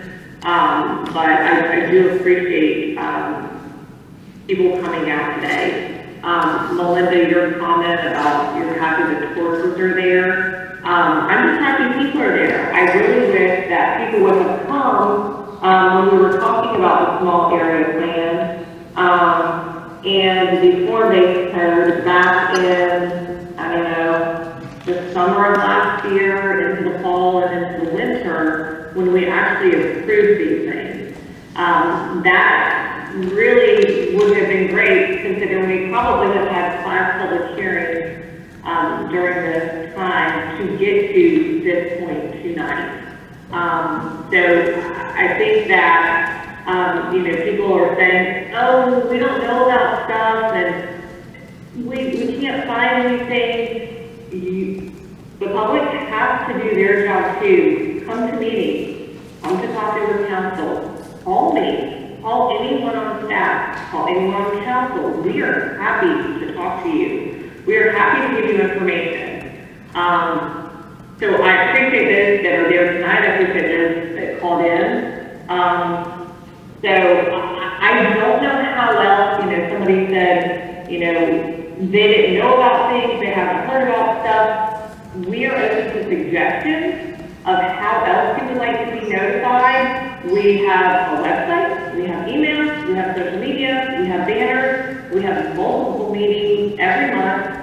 But if you have another suggestion on how we can help you get information, please let us know. Let me know, let staff know, let the rest of the council know.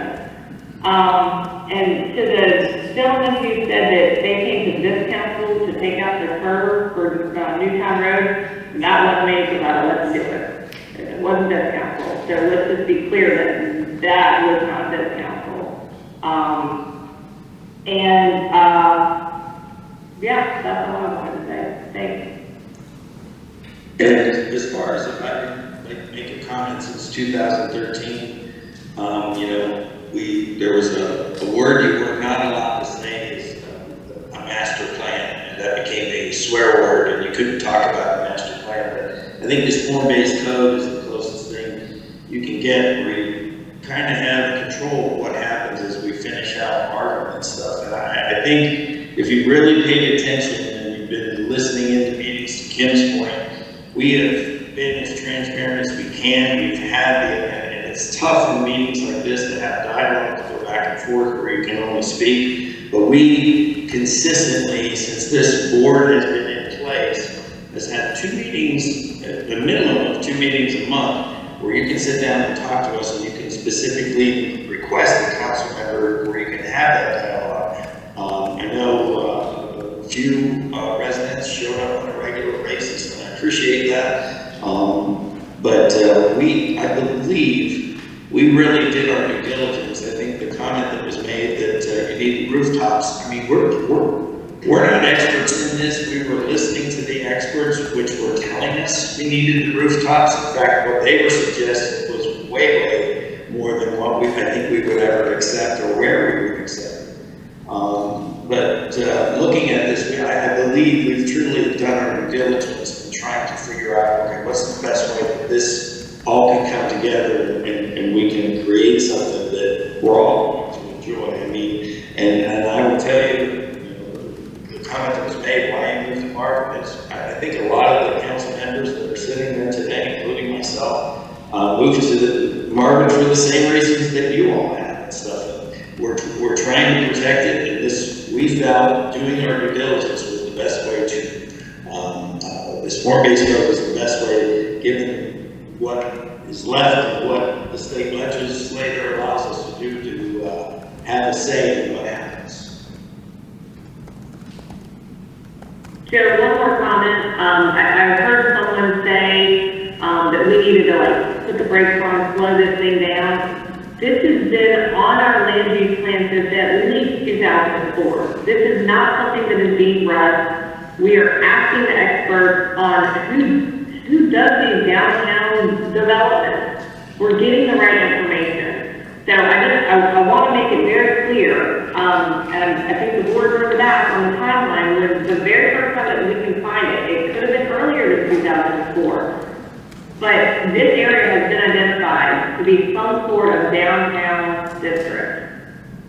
And if I could add on that, it just made me think of something as we were talking, because I think we talked, you don't have to drive far from where the Heritage District is going to be, and you find yourself in South Carolina, and you find yourself with 25-yard setbacks, and what it looks like. So there's always been field, Marvin, you're in the countryside and stuff. We're trying to capture that in a sense, whereas I think the alternative would be is the developer could technically come in by right and basically bulldoze everything, and you're not far from driving to South Carolina and seeing that happen. And this, with the opaqueness we're bringing in 100-foot setbacks, I think it's well thought out. I think it's overall looking at 50,000 feet, what we're trying to create, given that we've been talking about it since 2004, is why it hasn't happened overnight. We're not rushing. I can assure you.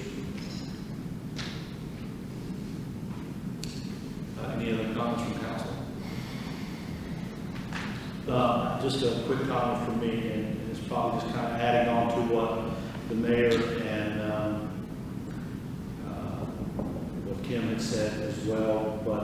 there has been, on top of what the Kaufman Council, and I appreciate everyone coming in, I mean, we had spirited discussions, and it wasn't, we want to listen to what you have to say, and I greatly appreciate, you know, you coming in, and Ms. Rose, you came in, and we had spirited discussions, and, but I think in our last meeting, I had mentioned that there has been a significant amount of time, each of these council members and the mayor in sitting down, discussing this amongst ourselves, in public, but also the significant amount of time that we've spent with Jones Homes. This form-based code protects everyone in Marvin. And that's the closest thing we can get to protect everyone here in Marvin. But every hoop that we have set forth for Jones Homes, whether through the form-based code, but beyond the form-based code, because they have, and I don't know many developers or many companies out there whatsoever, and I mean less than a handful, that will go to the lengths that they have gone. And Linda, you had mentioned, you know, asking the requirements, putting requirements out there, doing everything. Every public meeting that was had, they listened to what everyone said, and they went back and they made changes every single time to make it better for what people said. They come to council and said, what do you want these houses to look like? Now, you tell me another developer that would come to someone and say, you tell me what you want them to look like. We sat down with their architect, spent time with their architect to go through, and the architect says, we will make those changes. Because we want to be the best partner for the Village of Marvin we could possibly be, and we want it to look like the Village of Marvin. We want it to look like these homes have been there for no more time than the ones over fire, or the one over the chimney, or wherever. So I will just say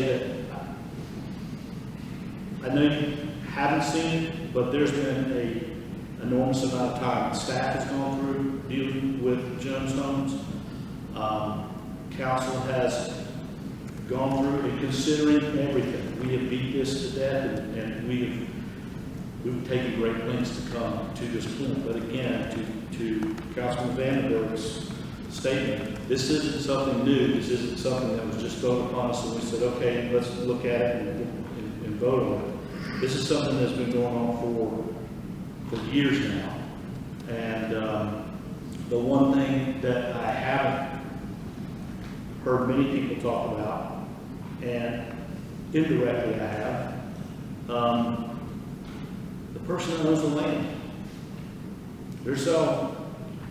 And listen, the mayor hit it when we said, if we don't want to work with them, listen, we can sit here and go, we're not going to work with you. And so when you ask, the mayor always says this, when you ask what you want and they say nothing, you're going to get something whether you like it or not. And we put every roadblock, every hoop, they jumped through them, and they've done it, I've asked people to go see their homes over in the Falls of Wellington. And when I went there, I said, man, I had a custom home, and if I had to build another home, I'd go to them to do it. Because that's just the quality of home that they have going in there. But the home, you know, the land, the person that has the land, if we say, let's just shut this down, I don't know, and I put myself in their shoes, and I would ask that you would too, that I don't know if I'm that landowner, if I shut this down, I don't know how nice I'm going to be on the second bite of the apple. Especially when I presented you a potential buyer that has done everything, met form-based code, met everything, 100-foot setback, 40% instead of 30%, quality homes. If I'm that landowner, I'm going, the second bite of the apple is not going to be as quick. And I'm not saying that. I'm not saying it in fear. When you brought up the fear, I'm not saying it in fear. I'm just being, it's just reality. And I have to, you know, as we all do that, I have to live in reality. But I greatly appreciate everyone showing tonight, and the whole time. It has been great. We beg people to come and talk with council to share not only with this, but with everything else. Any complaints or addressing any kind of rumors or anything that's out there. So that we're here to take care of that and address those. So at this time, I think we can, Christine? You do have a motion on the table. Okay, so the motion is on the table. Further discussion? All in favor? Aye. Aye. Motion passed. Next topic of discussion is Village Hall. Okay, nothing reported. Okay.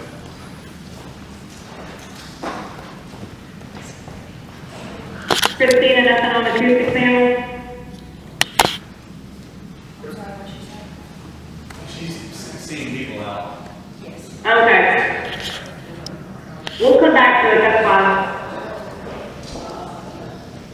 Okay, unfinished business, we've got,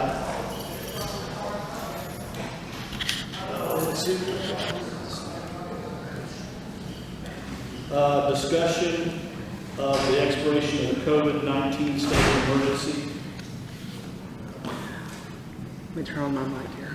Who's got it? Austin? That is me.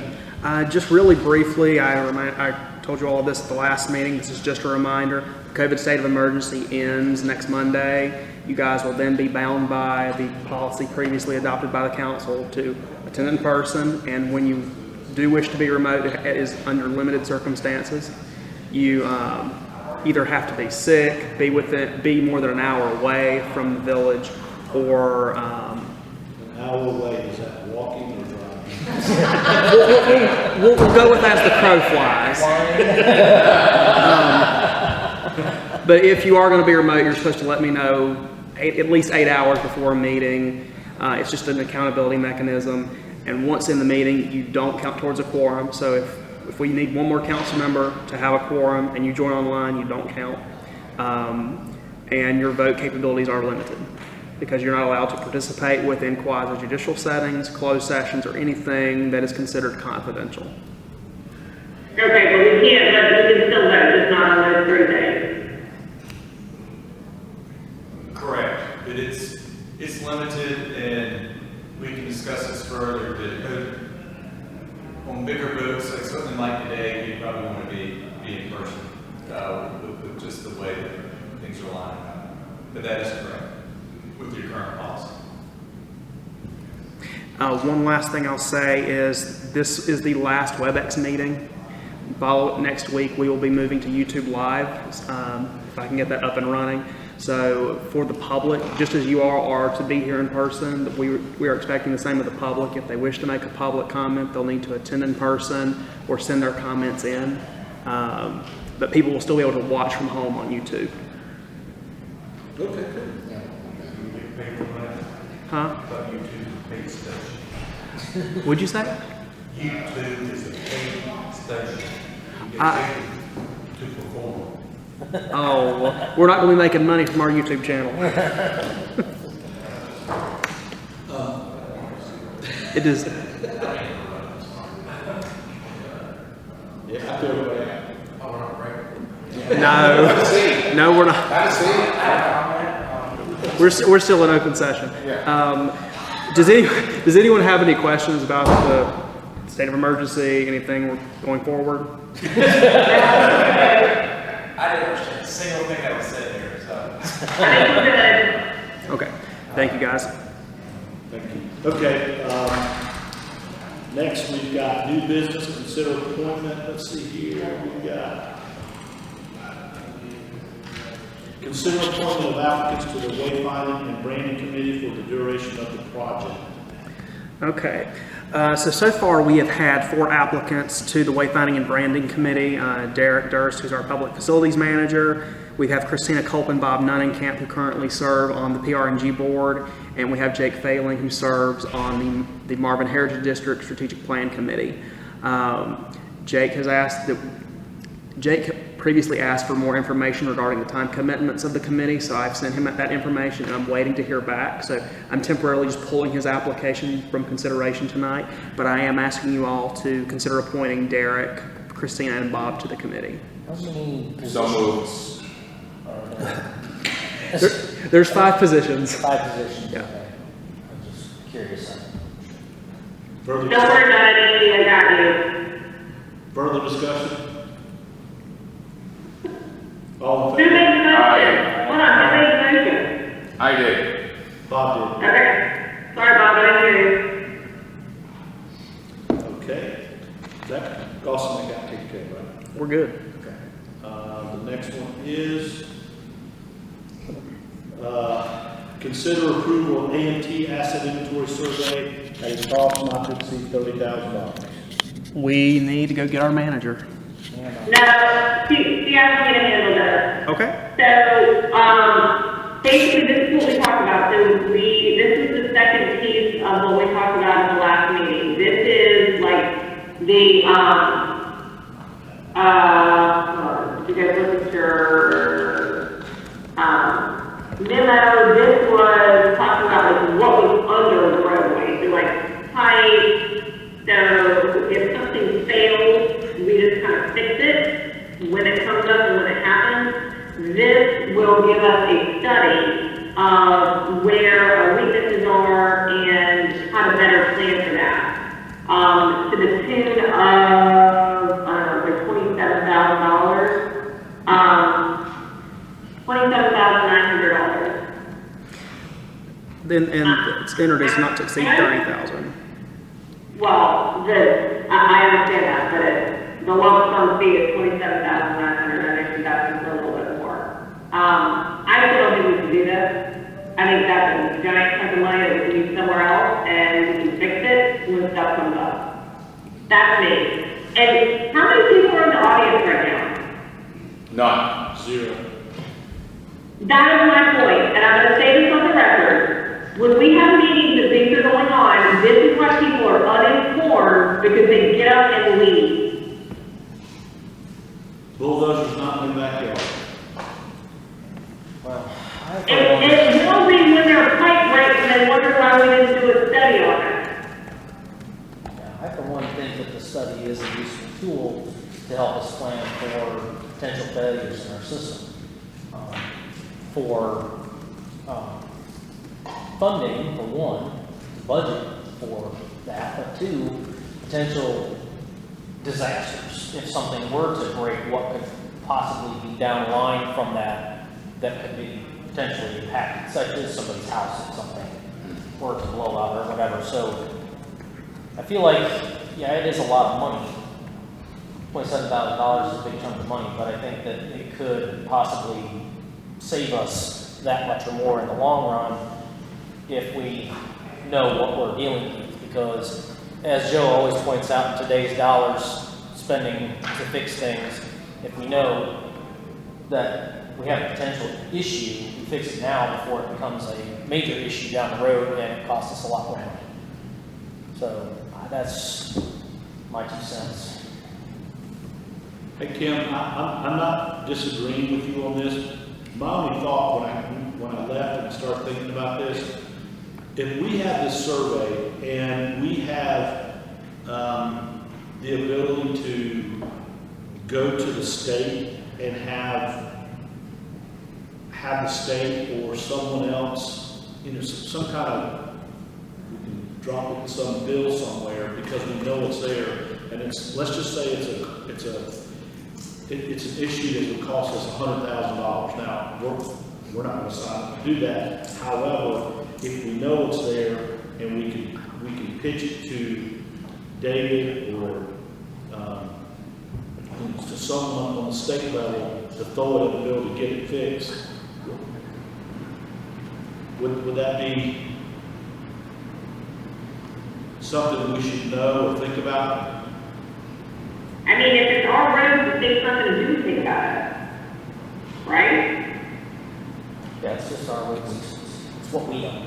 That's why I say we need to know because we're on the hooks for repairs. Regardless. I just think it was on us to But if we go out for a GO, if we go out for Wayne, I feel like you're talking, but I can't hear you. Like, you can't move your microphone closer. There we go. There we go. When we had, COVID and all this stuff, we got all this money, we busted our butt trying to find some money we could spend it on. If something else happens like that, if we had to study, then we would have a good idea of where we could go and put it there and see if it qualified. Without doing the work up front, it cost us some money, but as they said, might save us some money later on. One point of quick clarification. The study in the packet does say it is both state and Village of Marvin roads that are within our boundaries. That's what I thought. So the state roads as well. So, okay, so then we could possibly petition for some help for those state roads. Right. Gotcha. And have somebody that say that these need to be fixed. And Kim, listen, I agree with you, I don't spend it, I mean, that's a lot of money. But if there's a way that we can throw some shade at it and let, especially if it's a state issue, that's another feather in our cap to be good. We identified it, and we're doing all we need to take care of it. I'm just afraid if we identify it, they're gonna be like, well, it's not broken yet. How would I do anything about it unless it's broken? If it ain't broke, don't fix it, kind of thing. So, listen, if you guys wanna do it, you guys vote on it. I don't think that's a good use of our money. I do think if we go out for a GO bond, and we do end up going down that road, then I might like to have this survey done, because we can then load in all of those fixes and roll it into that GO bond. But I'd rather wait and see if we're gonna go down that road or not. I would tend to agree with you, Kim. That's a good. Is it possible we could bring this up, later after we go through the process of the GO bond and stuff? And if it's looking like we're gonna do that, to Kim's point, that would make sense to roll it into that. I agree, that's a good point. Hey, Chapman, real quick, if we did a survey like this, and something came back, let's say it was a water line that was cracky, and then we didn't have the means to do it, but then, over time, we had a sinkhole in the road, and the road disappeared. Would we be liable because we knew about it? Whose infrastructure is it? One, but two, If it were Marvin's, that's it. it's our infrastructure, yes, we would be likely on the hook, and also if it damaged the road, there's an accident, you have notice of the problem. So yeah, we're not know. I think that. So ignorance is bliss. Well, but again, I think we kind of. Apparently it is, Andy, because that's how the whole village feels. They don't care what's going on unless, Well, then, so that we could have, for me, it answered the question. So to Kim's point and Joe's and Bob's, that if we know we're gonna do the GO, then do it. Because if we get it now and something happens and we don't have the money for it, if we're on the hook for it, I get that, and I still stand, but I'd like to know what is down, what we're working with, so that we could potentially thwart a disaster. But it does make sense to consider possibly holding off and see where we go with the GO bond. Because as far as the money is concerned, that makes more sense. I still would like to know what's down there, but however we get to that point, I'm fine with. Christina, they're asking if it makes sense to hold off on this for now until they get further down the process with the GO bond. We can always do that, because the only other option that we would do is address issues as they arise, which is what we're doing now. There's no true benefit to having this information unless we want to create a proactive scheduling of things. Otherwise, we just address them as emergency repairs, and that's what we've been doing for the last 2 or 3 years, and it seems to be working pretty good thus far. so I think consensus is just to go ahead and just we'll just take that, okay. Sounds good? All right, no, she told me no. Oh. Okay, open topics. I have one. Is Christina back in here? Yes. Christina, how much money did we get for COVID? $1,076,000, I believe. So it's not $2 million. No. Okay, so I would like this, and I will type it up for you, Austin, but I want this verbatim in minutes, so that if anybody on next door is reading our minutes and decides to actually go to the village to get accurate information instead of going to next door, we did not get $2 million for COVID. And we have put that money to multiple good uses, and even if that land is not being sold for $1 million, or $2 million. So for all those people that are on Nextdoor and are going to Nextdoor for their village information instead of coming to village for their information, inaccurate, wrong, it's $1 million. That's my open topic, and go to the village, come to talk to the council. Oh, and the other people that say, well, they only have to talk to the council at 10 o'clock in the morning because they don't want people to come. Now we have to have it at 6 p.m. as well. And if those two times don't work for you, call us. We will schedule an appointment. Verbatim, Austin, I'll do it. Thank you, Kim. If you could send that to me. Duly noted.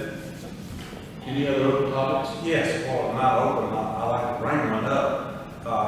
We have a new homeowner, a new landowner that owns about 360 acres on Crane Road. And I was wondering if anybody in the council or Marvin thought about going talking to them and see what their future thoughts are about that property. Say 160 acres? 300. Where is it? It's a property that just got donated to Country Day School. Was it contiguous to? It runs from Crane Road to Highway 16. Okay. Oh, I know what you're talking about. Does Marvin touch it anywhere? Marvin? Yes. No, but I think it touches Weddington or Weddington adjacent. If it's in our annexation area that we defined with our agreement with the town of Weddington, it would be annexed. It would theoretically be I don't think annexable is a word, but I'll use it in the future. I just think that, not today, but tomorrow, next week, 5 years down the road, there will be something there, because everybody seems to think that they're going to remove all their facilities, the elementary, kindergarten, junior high, and high school there, and build campus. That's what the Country Day community and some of the private school communities think is going to happen. Is it a single owner or is it a Single owner. A single owner? Well, I think we can work our way. Smokey, this alone, Smokey and him, he and his wife gave to Country Day, plus a couple $1 million to, make it easier for them to accept. That's really nice. That's very thoughtful.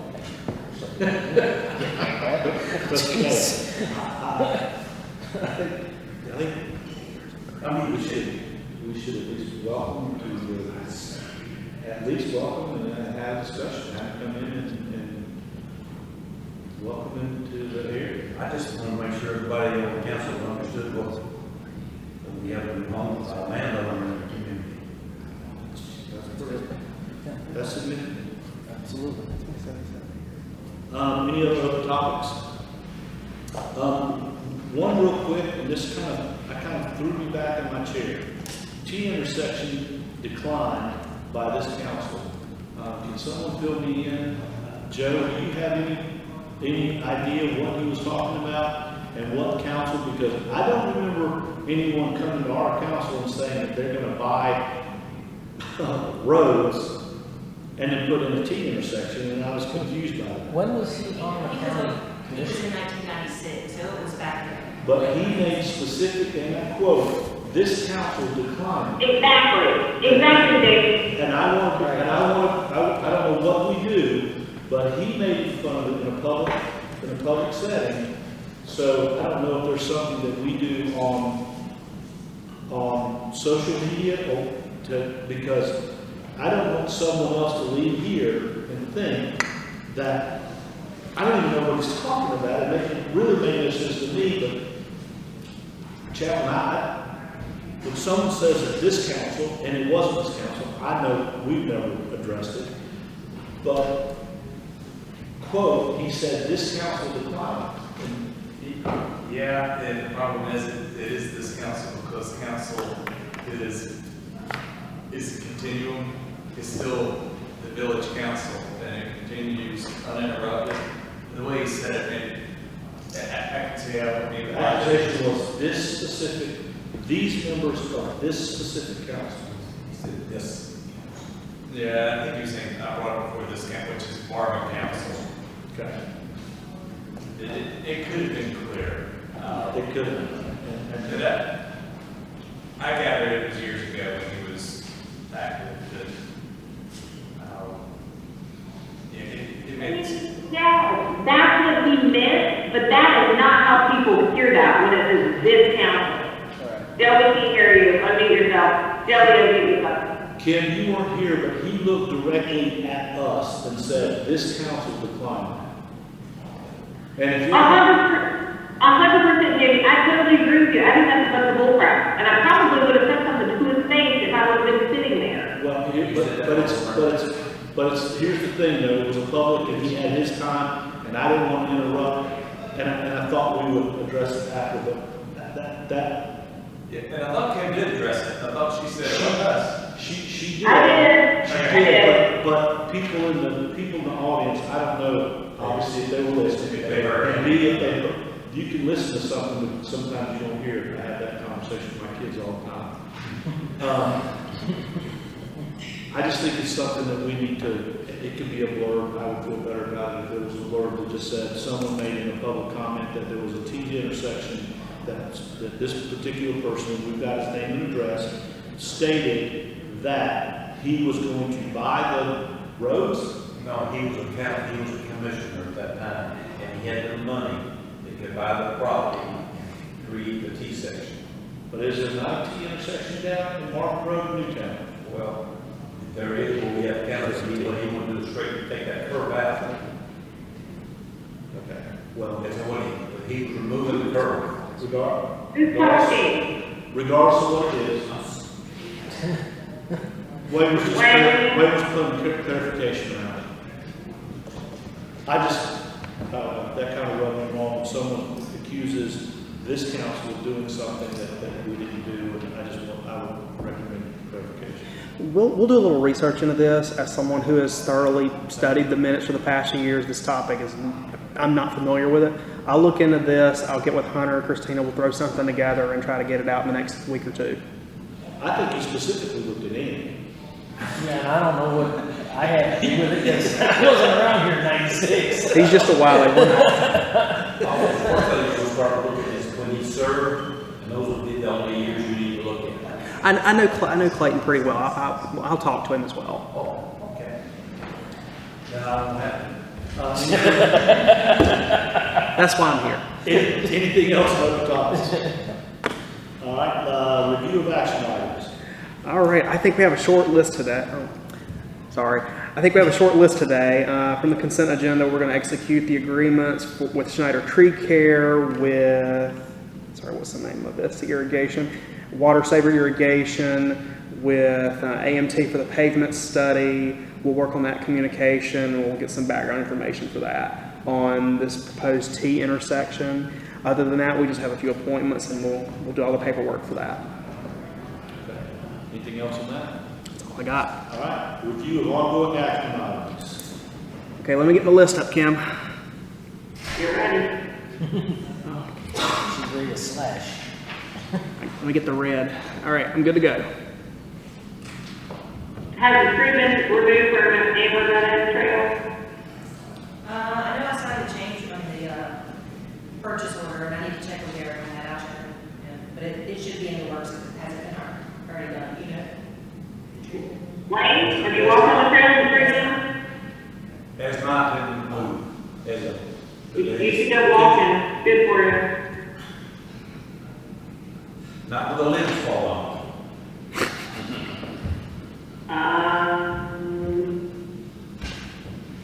Where are we with asking Sheriff Kathy to sign off on the letter? Oh, yeah. The Sheriff Kathy. Christina, where are we? Because I can hear you whispering. I have asked him for the letter, and he has not responded yet. Okay. Has anybody talked to Chaplain about incentives for voluntary annexation? We asked, yeah. We have, we're waiting on him to do the research. Yeah. Yes. Something like All that. right, that's it, I'm done. I do have one thing I want to mention real quick on the fireworks for Marvin Day. We have not brought this back forward yet because we're still working on the date. We got some information from the school this week that is not good, and I'm working with the assistant principal there to try to get some solidification of dates, because right now they're asking us to wait until December to ask them for a date. So I'll update you at the next meeting, but I just wanted to let you know it hasn't been done because we're still working out a couple of issues there. And I also want to add on the roundabout crosswalks and stuff. I kind of meant to add this in the planner's update. But Marvin Loop grant stuff has been submitted to DOT for their development agreement. So we're kind of awaiting to hear all that. However, part of that was the installing crosswalks. Part of the original grant proposal, I think, did have those initial things. So I have an email drafted. I just been bogged down with this. So I'll get that and make sure, try to get that incorporated into the roundabout plans, and or it's partly funded through our grant that we received. So that. Anything else? Okay, what? Yes, I have, on the action items, I did not hear one about that was going to put cement on the post, the sign post in the neighborhood, and street signs that do not have concrete in them. They're lean, the lean signs that we have in the Marvin area. Are you asking, or are you saying? I'm asking, I thought we, Yes. that, okay. There's a work order been submitted for that, it's in the queue, so we just have to, I'm not sure where they are with that, but I can check on that. Add it to the action item list so we can follow up on it, please. Christina, I think did we- we get anything back about the generator? Fencing, spacing? We did 6 feet, Okay. and there's not 6 feet in the front that you can safely do it with the way the berm goes down. So it's just, we're gonna have to figure that one out, but 6 feet is was the answer. Okay, so that's completed then. What was it? What is? Don't take it off, or Austin change it to fence around it now. So that won't have to fall off and let Amy and Joe out of their duties and put the fence around it. Which item are we, This shows complete, I just wasn't sure what it was, I hadn't gotten the information yet. I'm still confused. The Which, fence it's around the just generator me. is 6 foot. gotcha. clearance. Okay, we're good, yeah. Okay, anything else? Council comments? Councilman Vandenberg? I think my verbatim quote that would be in other context is, no, hey, great job everybody tonight, staff, Hunter especially. I know you guys really, really prepared for this meeting. I think it was good. I really think it was precise and concise, which is what it needed to be. But I was really happy, with the amount of information that was out there. And even though people were voicing their opinion against it, I am so glad that people showed up. But it would make me a lot happier if people got informed and then disagree with us. They need to have all the information, and we are readily available to give it to them. And National Night Out was awesome. It was so fun. For those of you who missed it, you missed out on a good time. Anything else? Mayor? Well, I gotta say, first off, I want to apologize for not being there in person. I thought I did share that with that. So Jamie did a great job in presiding, so thank you.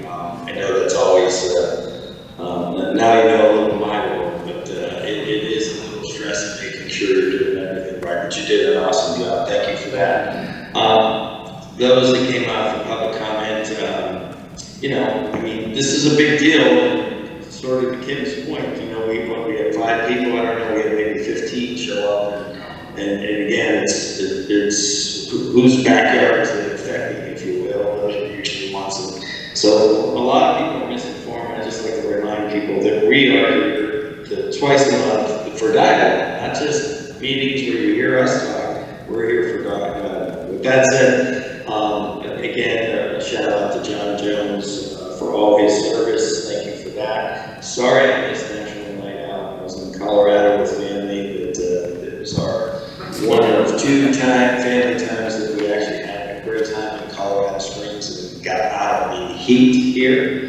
Thoughts and prayers to Derek's family with his passing of his father, and just a note, because when we're back in meeting session again next time, we're only weeks away from grads going off, high school grads going off to college.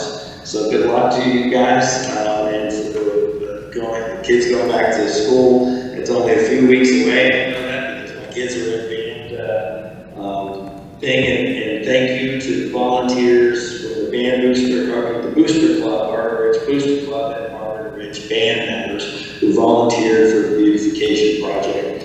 I think it was Sunday, but a lot of people showed up, and I'm really bummed that I missed National Night Out, and I knew I was going to miss it, you know, but I will do my best to be there for next year. That's all. Right, Wayne? I did what Joe said, instead of going all through it, especially about you handling this position so well. Thank you. Andy, the rest of the part. Well, I just like to say I'm sorry that I missed National Night Out, but as you all know, I was home with COVID, unfortunately. Still getting over that at the time, and that, after having been at every National Night Out since I've been involved with Marvin, it's kind of a bummer to miss the biggest event yet. So kudos to all who prepared and worked and made that event what it was. And I have to agree with Kim's sentiment about the attendance. I really wish that more people would be involved with all of the work and preparation that we do leading up to all these major decisions that prompt these public hearings and these developments. It's been years. I, for one, was the liaison for the Heritage District, building the form-based code, the whole thing. And we put a lot of work into it, and the public involvement at that time would have been a great asset to our decision-making during that process. And I would encourage the public to come to meetings, talk to us. I know that every council member, and including the mayor, have made this mention 1,000 times, but I'm going to say it again. Please come out. Please be involved. Please make your community your community. Our job is to serve the residents of this community. This is what we're elected for. If you don't tell us what you want, then we're going to make the best decision that we can figure out on our own. But without your comment, without your input, we don't know what you're thinking. So please come out and be involved. Thank you, sir. I want to, honestly here, I want to thank, as we always do, the staff, but especially yourself. Hunter, you were put on the spot and you were left to try to educate everybody here, try to explain, I debated whether or not to go down the roads of yesteryear and talk about how it was the property owners that came up with the Marvin Heritage District as it is now that started this. and then evolve into the fact that I can't even believe we're here because we had already approved a home development on the Odell property. When we first came into office, I know when I first came into office, we approved it.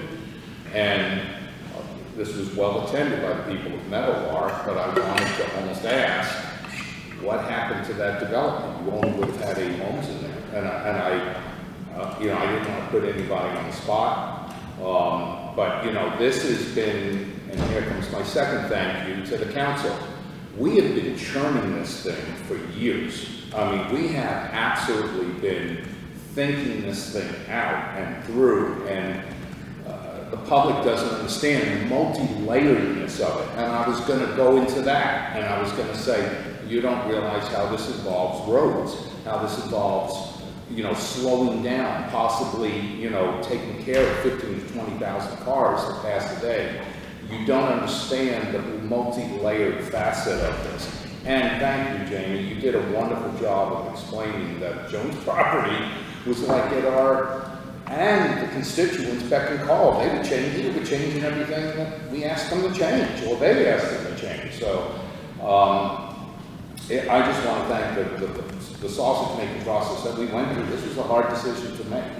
Nobody wants to see development, but it's a fact of life. It's all over the place. Go down South Boulevard and go see development, But that all being said, great job to National Night Out. Super kudos to Christina Culp. She was on that grill, and bless her heart, oh my gosh, yeah, and Hunter too. And it was like I've never seen so many hamburgers since the days I was with Wendy's Old Fashioned Hamburgers when I was 20.